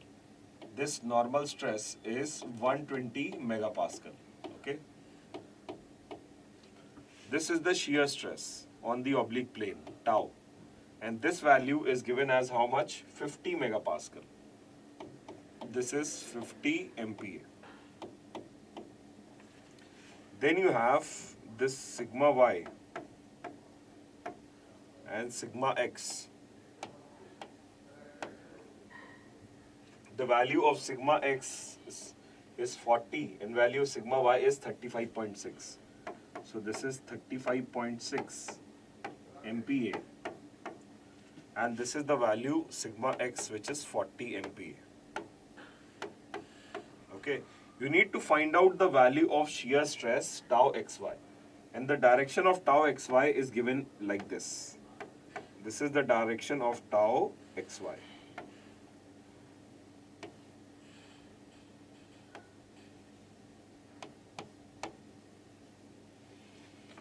This is the direction of tau xy. Now we were going to use R convention only. Okay, what is R convention? First of all, how the angle is measured? Angle is measured in the anti-clockwise sense. So theta is negative.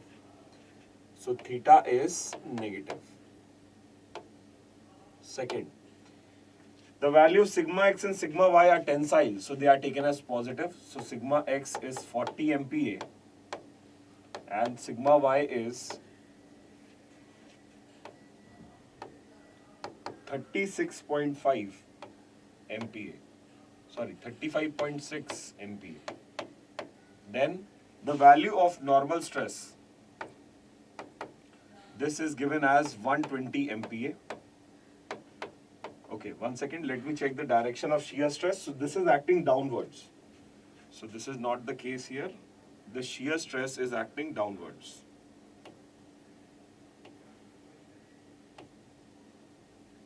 This shear stress is acting downwards.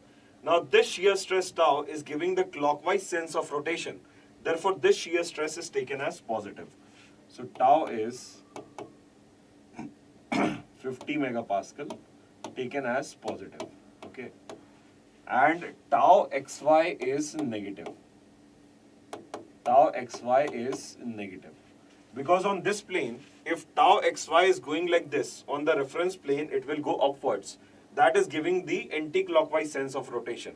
So tau xy is negative. Now how to solve this question? You have the value of sigma n or tau. You can use any of these values and apply the equations. So on an oblique plane, the value of normal stress I can write down like this. So normal stress on the oblique plane. Normal stress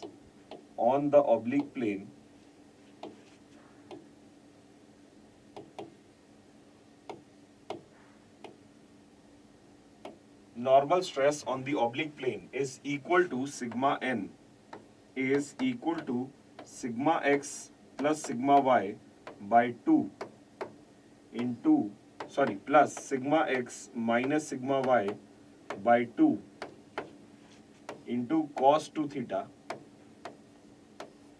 plus tau xy sin 2 theta. Okay. Angle theta is given to you. The theta is here, this is 30. So theta will be 60 degree. So this theta will be 60 degree, right? And this is minus 60 degree. So here theta is minus theta. So I'll just write down here itself. So this is minus 60 degrees. And this is also minus 60 degrees. So just using one equation, you can get the value of tau xy. Substitute the value of normal stress, which is 120. So I'll write down here, this is 120 equal to sigma x is how much? Sigma x is 40. So 40 plus this sigma y is, tensile, 35.6 plus 35.6 divided by 2 plus 40 minus 35.6 divided by 2. Cos of minus theta is cos theta.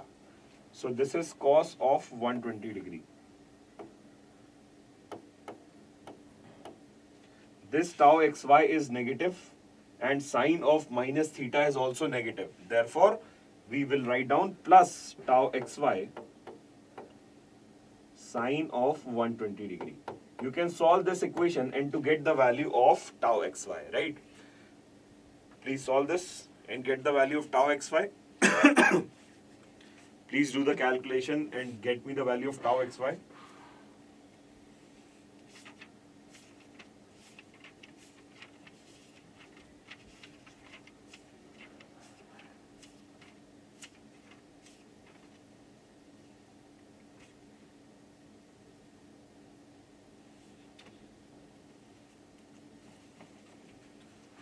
So this value of tau xy will come out to be 96.2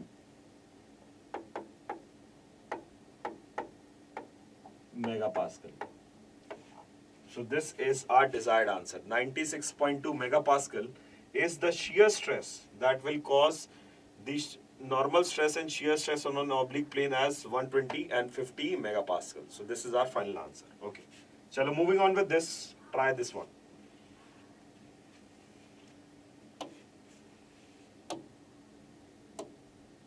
Try this one.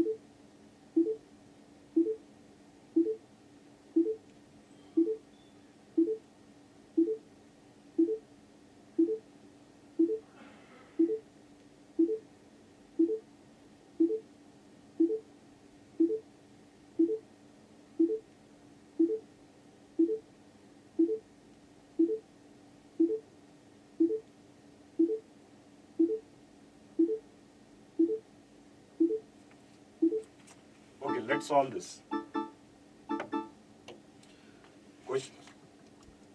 Let's solve this. The question is saying that an element is given to you. You need to find out the magnitude of maximum principal stress.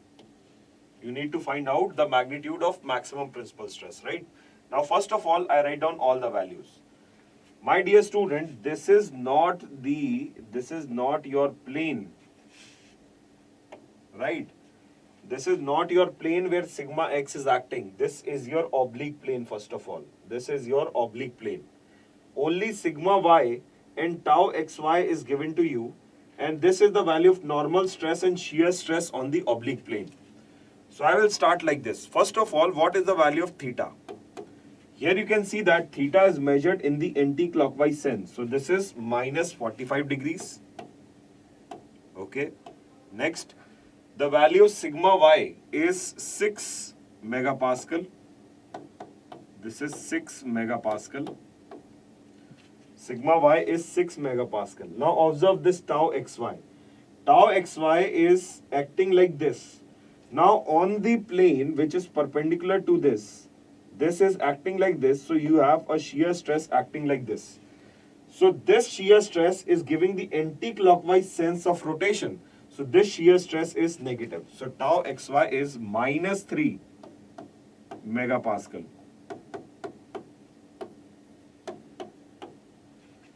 Next, on the oblique plane, the value of normal stress is equal to 5 megapascal and the value of shear stress, tau, is equal to minus 4 megapascal.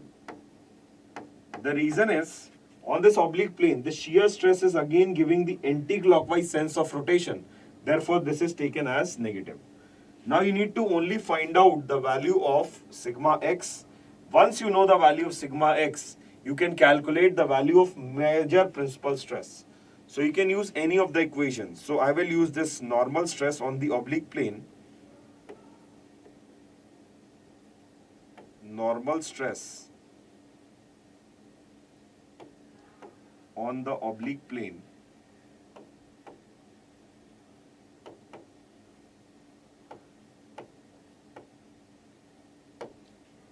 this is equal to sigma n is equal to sigma x plus sigma y by 2 plus sigma x minus sigma y by 2 into cos 2 theta plus tau xy sin 2 theta.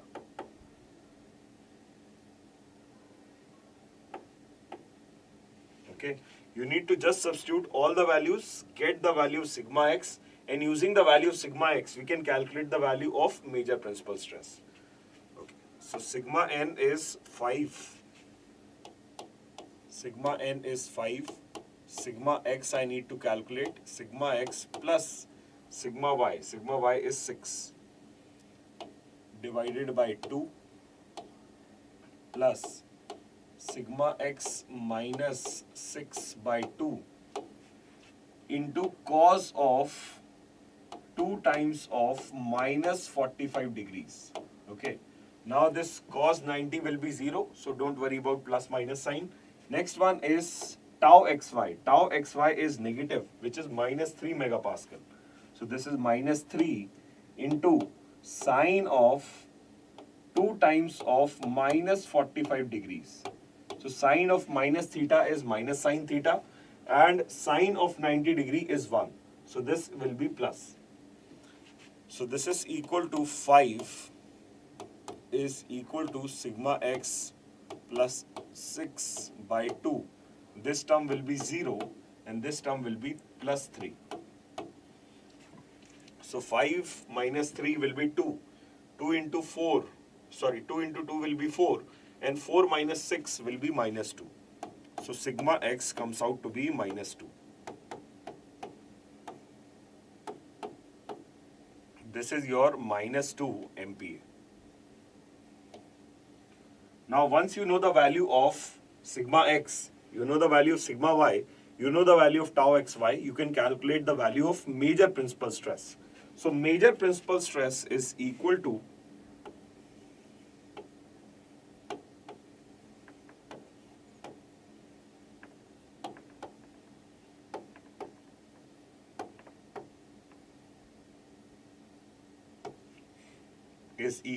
sigma 1, which is sigma x plus sigma y by 2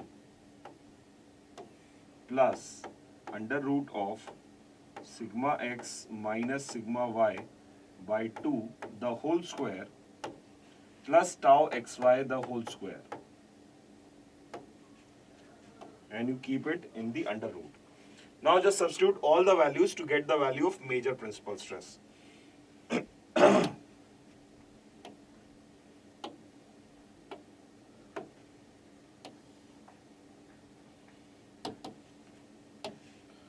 So sigma 1, major principal stress sigma 1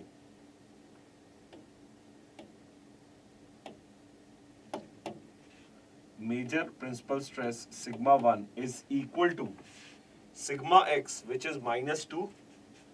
So minus 2 plus sigma y. Sigma y is 6. So minus 2 plus 6 divided by 2 plus under root of minus 2 minus 6 divided by 2 the whole square plus tau xy. Tau xy is how much? Tau xy is minus 3. So this is minus 3 the whole square. You can just calculate this to get the value of major principal stress sigma 1. Please do the calculation.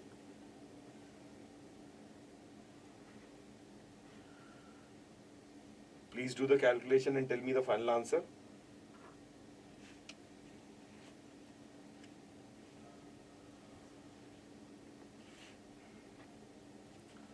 So this will be how much? So this is like 8, 4. Okay, so this is 8. 8 divided by 2 is 4. So 4 square plus 3 square is 5 square. So sigma 1 is equal to, this is 4 by 2, 2 plus 5. Sigma 1 comes out to be 7 megapascal. Just cross check in this whether this answer is correct or not. Just cross check over this equation, right? On an average, the value of major principal stress is 7 megapascal for this question. Okay, chalo, moving on with this. Moving on to the next thing. So this is the next question. Please go for it. I'll give you just 1 minute of time. It's an easy one.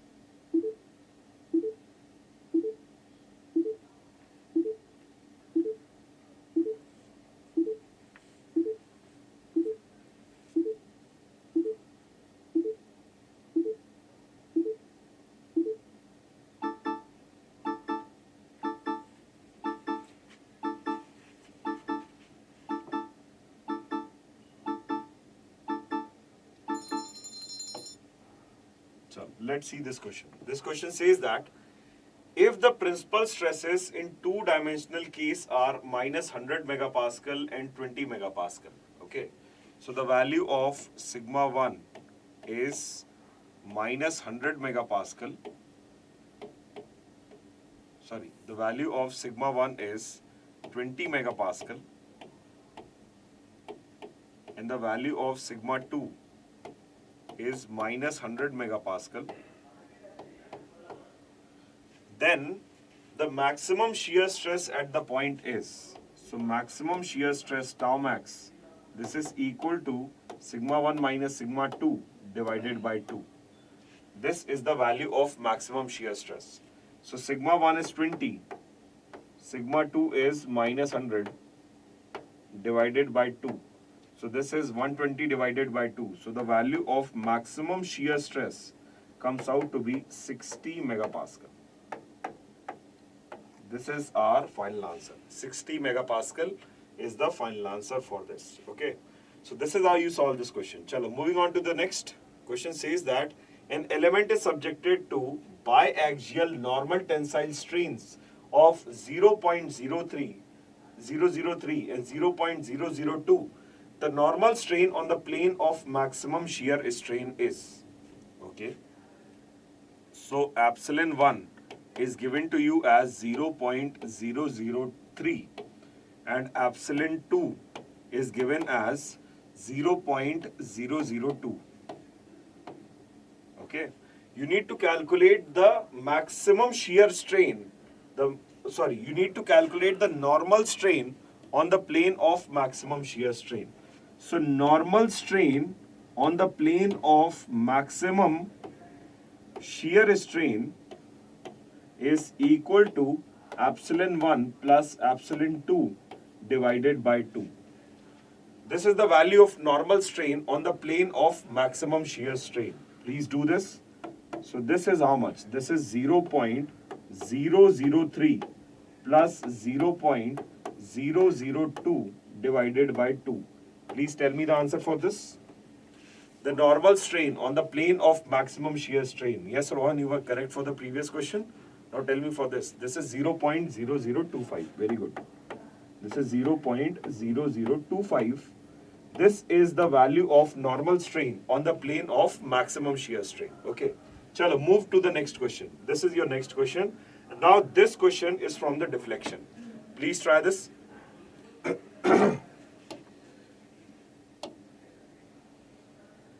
I'll give you just 1 minute of time. Go for this question.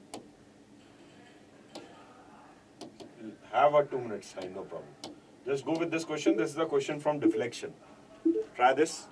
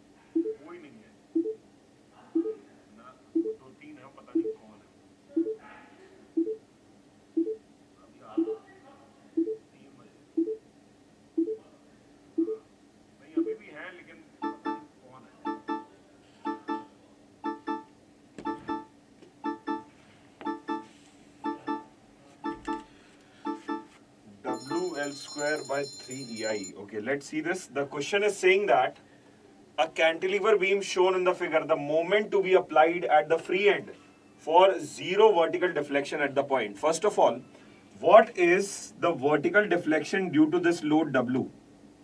If the length of the member is L, what will be the vertical deflection due to this load W?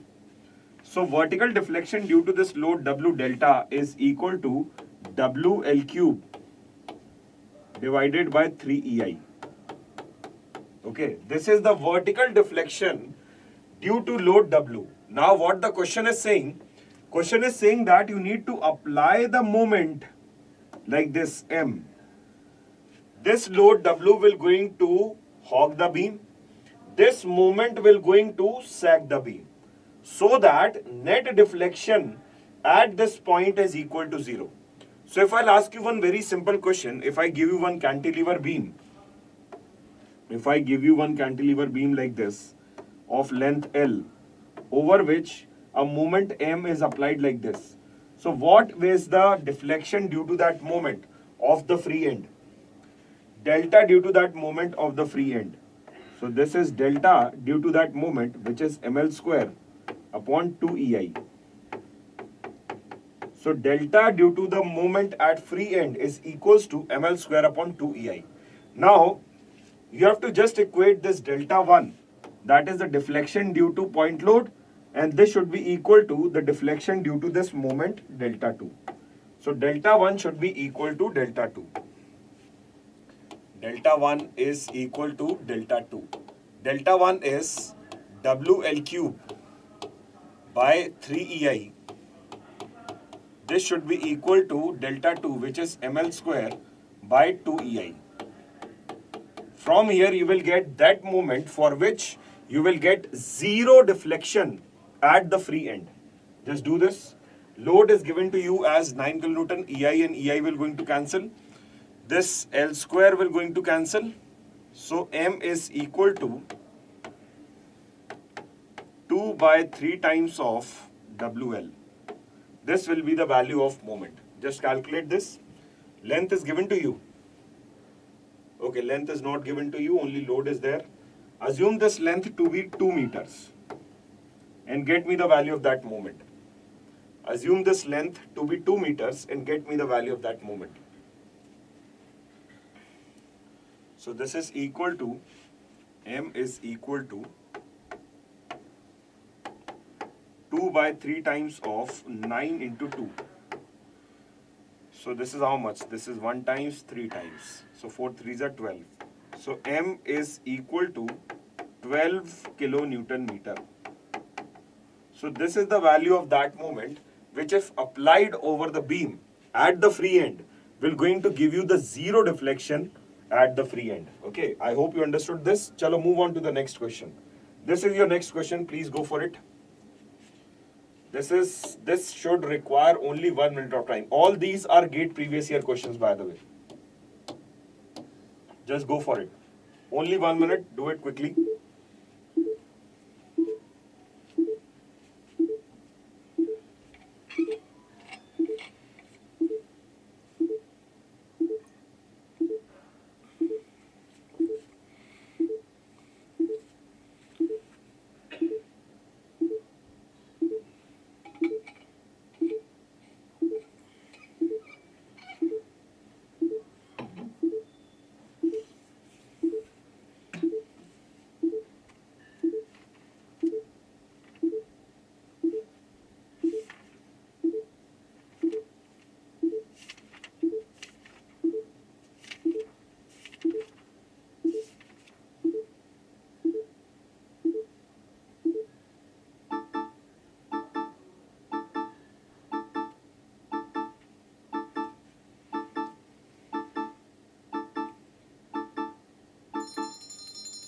Okay, let's see this. Now this is the frame given to you and you are asked to calculate the deflection of this point A. Okay. One method is to write down all the strain energies applied the fictitious load at A, and that method is used for structural analysis. But for this question, what you need to do is, this load P is acting here. You have to just shift this load to here, A. You have to transfer this load to here. So when you do that, you will do it like this. This is the support, and from here, this is my member, this member, right? Length of the member is 3L. This length is 3L, and this rigidity is EI. Now when you transfer this load P to this point, first of all, at this point A, you have a downward acting point load of P. You have a downward acting point load of P. Now due to this eccentricity, P into 2L, you will going to have the anti-clockwise moment acting at this point A. So you have this anti-clockwise moment, and the value will be P into 2L.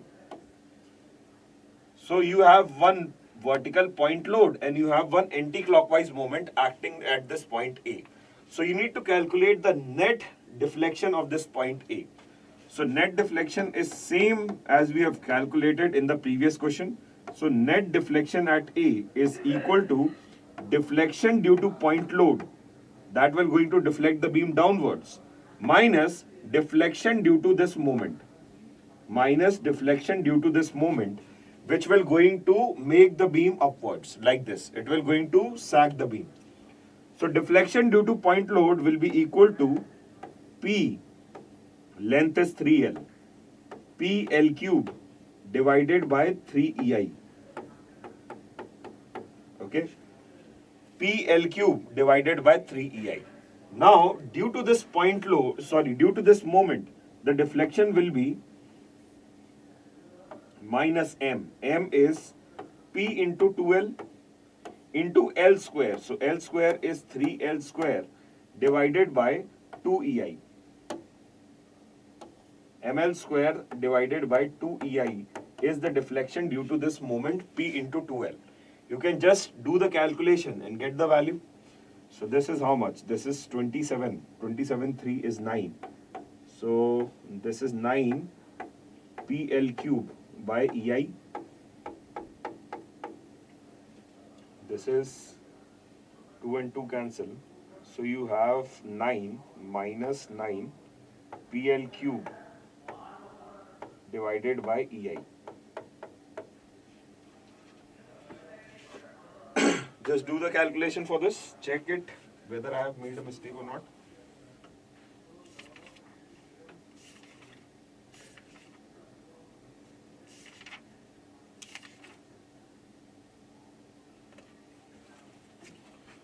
So your net deflection at A comes out to be 0. This is the final answer. Net deflection at A comes out to be 0. Okay. Chalo, moving on with this. Try this question. Okay. So for this, you have a quarter circle given to you and over which a load W is acting like this. This is point Q and this is point P. Now you take this as an example, right? You might have done this question earlier. You take this as an example. You have to calculate the vertical deflection at this point Q. And then based on that, you need to get the value of this beta. Take the screenshot. You can do this as an example. Okay, this also you can do as an example based on the same concept as we have discussed earlier. Okay. Now we will come to this question of thin and thick cylinders. Okay. Now my dear students, when I talk about thin cylinders,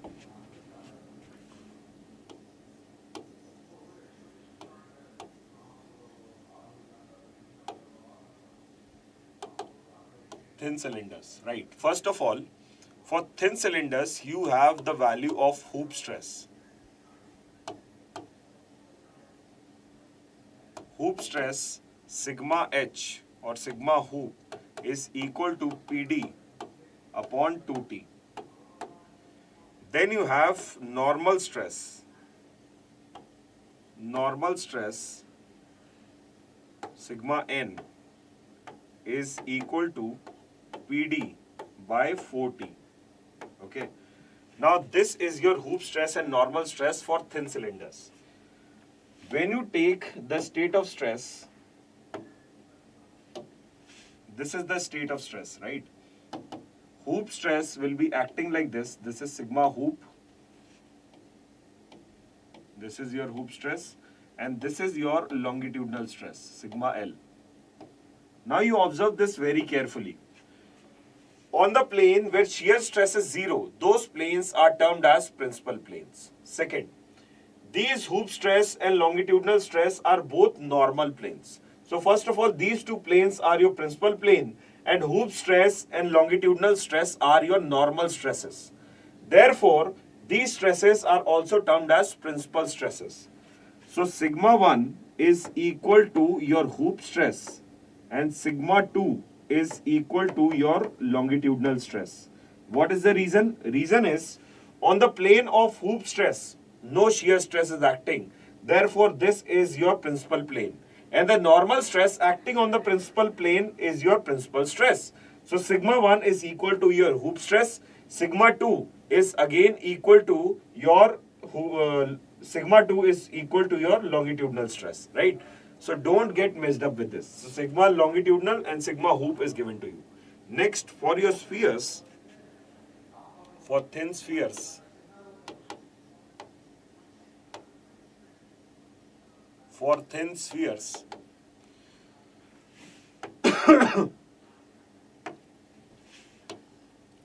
this is your thin sphere.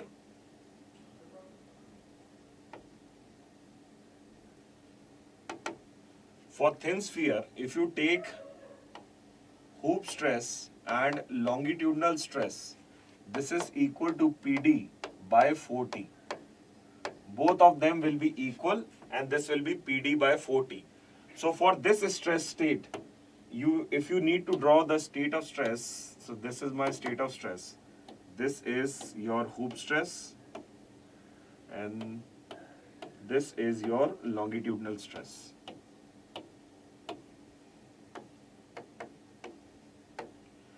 In this case, your hoop stress and longitudinal stresses are same. So your sigma 1 is equal to your sigma 2 can be taken equal to your hoop stress or can be taken equal to your longitudinal stress. So I'll write here. For thin spheres, sigma 1 is equal to sigma 2 is equal to your hoop stress is equal to your longitudinal stress. So anything of your choice as per the data given, you can use for thin spheres, right? The value is very important. What is the value of hoop stress and longitudinal stress? PD by 4T. Here, D is the diameter and T is the thickness of the vessel. Chalo, moving on with this. Here is the question. Try this. A thin-walled long cylindrical tank of inside diameter R is subjected simultaneously to internal gas pressure P and axial compressive force F at its end. In order to produce pure shear state of stress, the wall of the cylinder F is equal to. Okay, before that, there was one more question. Okay, this is the question. You try for this first. You go for this question first.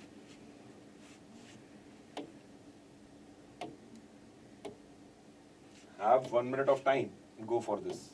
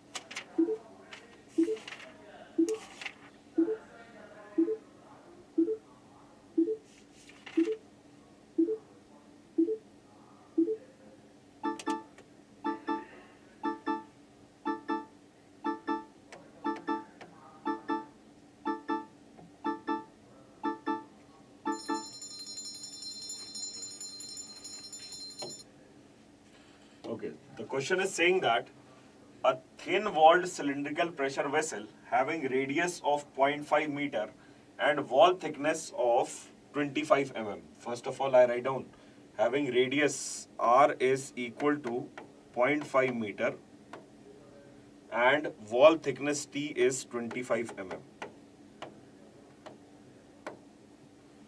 Is subjected to internal pressure of 700 kilopascal. So P is 700 kilopascal.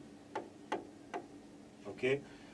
The hoop stress developed in this. So this is a directly formula based question. So hoop stress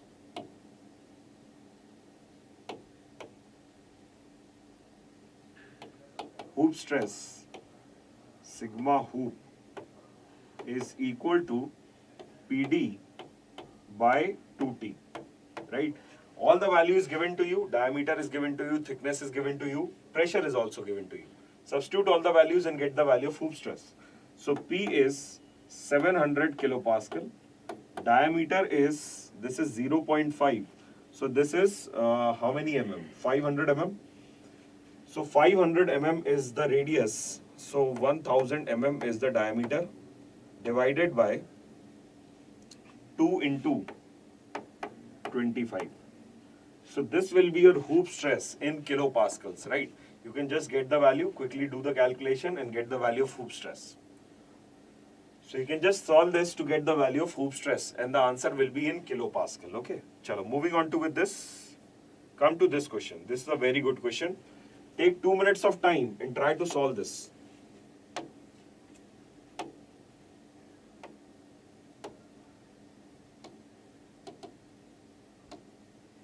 Try to solve this. It's a very good question.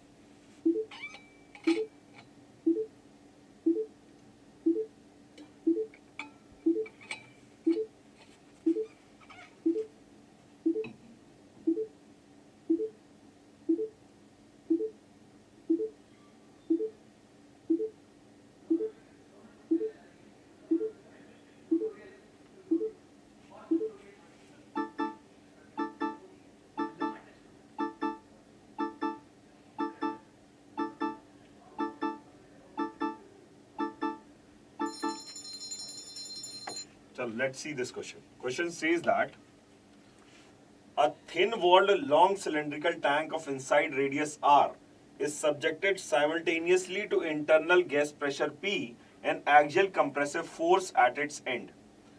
In order to produce pure shear state of stress in the wall of the cylinder, F should be equal to pure shear state of stress. What is pure shear state of stress? Okay, now understand this first.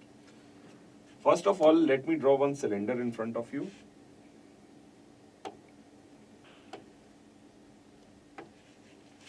This is the cylinder, right? This cylinder is subjected to internal pressure P.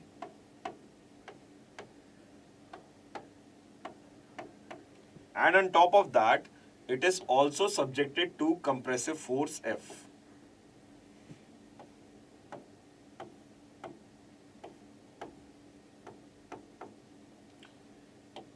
Compressive force F and internal pressure P. Okay. Now, if you take any element over the surface, this element will have the hoop stress like this. Okay, I'll just draw here.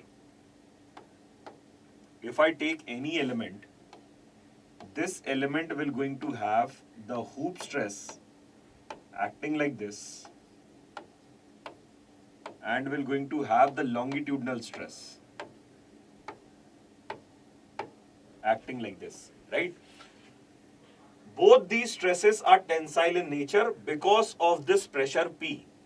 So hoop stress and longitudinal stress are tensile in nature. Are tensile in nature, right? Only when you consider this P.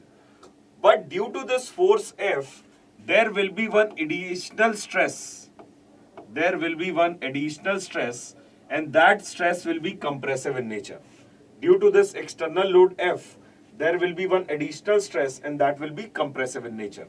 So if I have to write down the net compressive stress in the longitudinal direction, compressive stress in longitudinal direction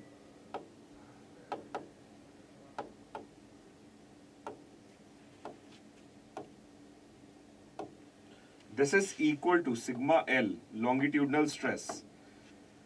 This is equal to stress due to this force F. So F divided by pi d into T. This is the stress due to this force F on the walls of the cylinder along the longitudinal direction minus the tensile stress due to internal pressure P, which is PD by 4T. So this is your net compressive stress along the longitudinal direction due to the internal pressure and due to this external compressive force F. Due to the external compressive force F, the stress will be F upon the area of that thickness. Area is pi d into T minus PD by 4T. Your hoop stress is still same. Your hoop stress is still same. This is PD by 2T. This is PD by 2T, right? Now for having the state of pure shear, tensile hoop stress should be equal to the compressive longitudinal stress. For pure shear,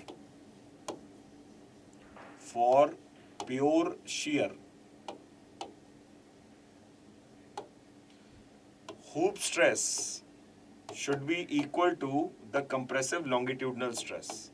So hoop stress is PD by 2T. This is equal to F upon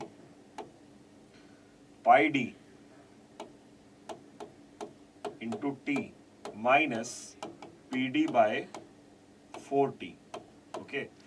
Now this D can be written as 2R, and we can calculate the value of F in terms of P. So just take PD this side.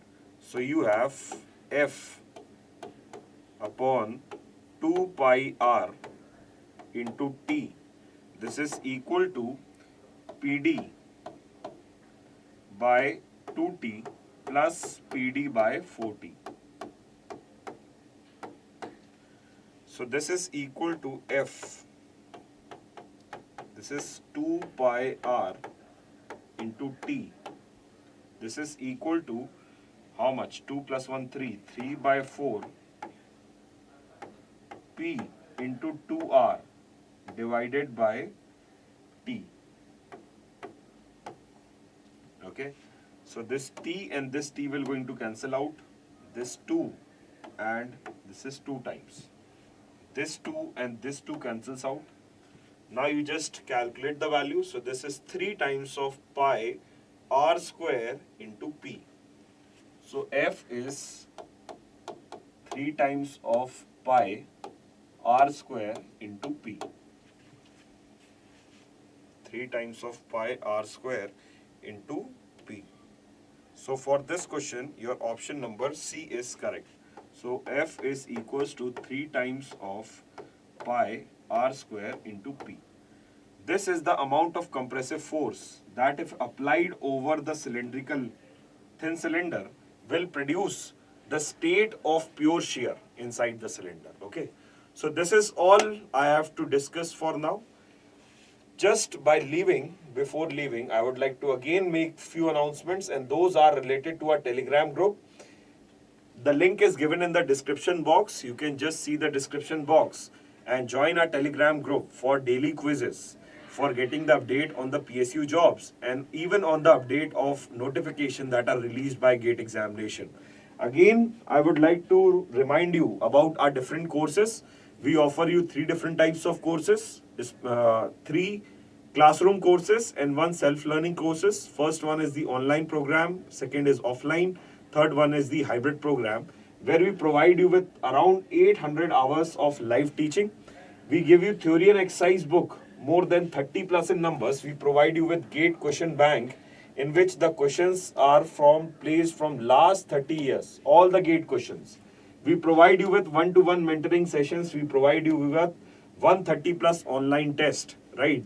If you want to join our test series, the link is again given in the description box. You can join the test series using that link, okay? So I hope these 2 sessions has helped you to revise the full content of strength of material. I hope you will going to share this session with your friends so that even they can enjoy this benefit. Thank you so much for listening patiently. I'll come back with the another session of environment and structural analysis in some time, and that will be notified in our Telegram group. And also, if you have subscribed to our channel, you will get the notification for that. Thank you so much for listening patiently. Myself, Prateek Mishra, signing off with a smile. Thank you so much.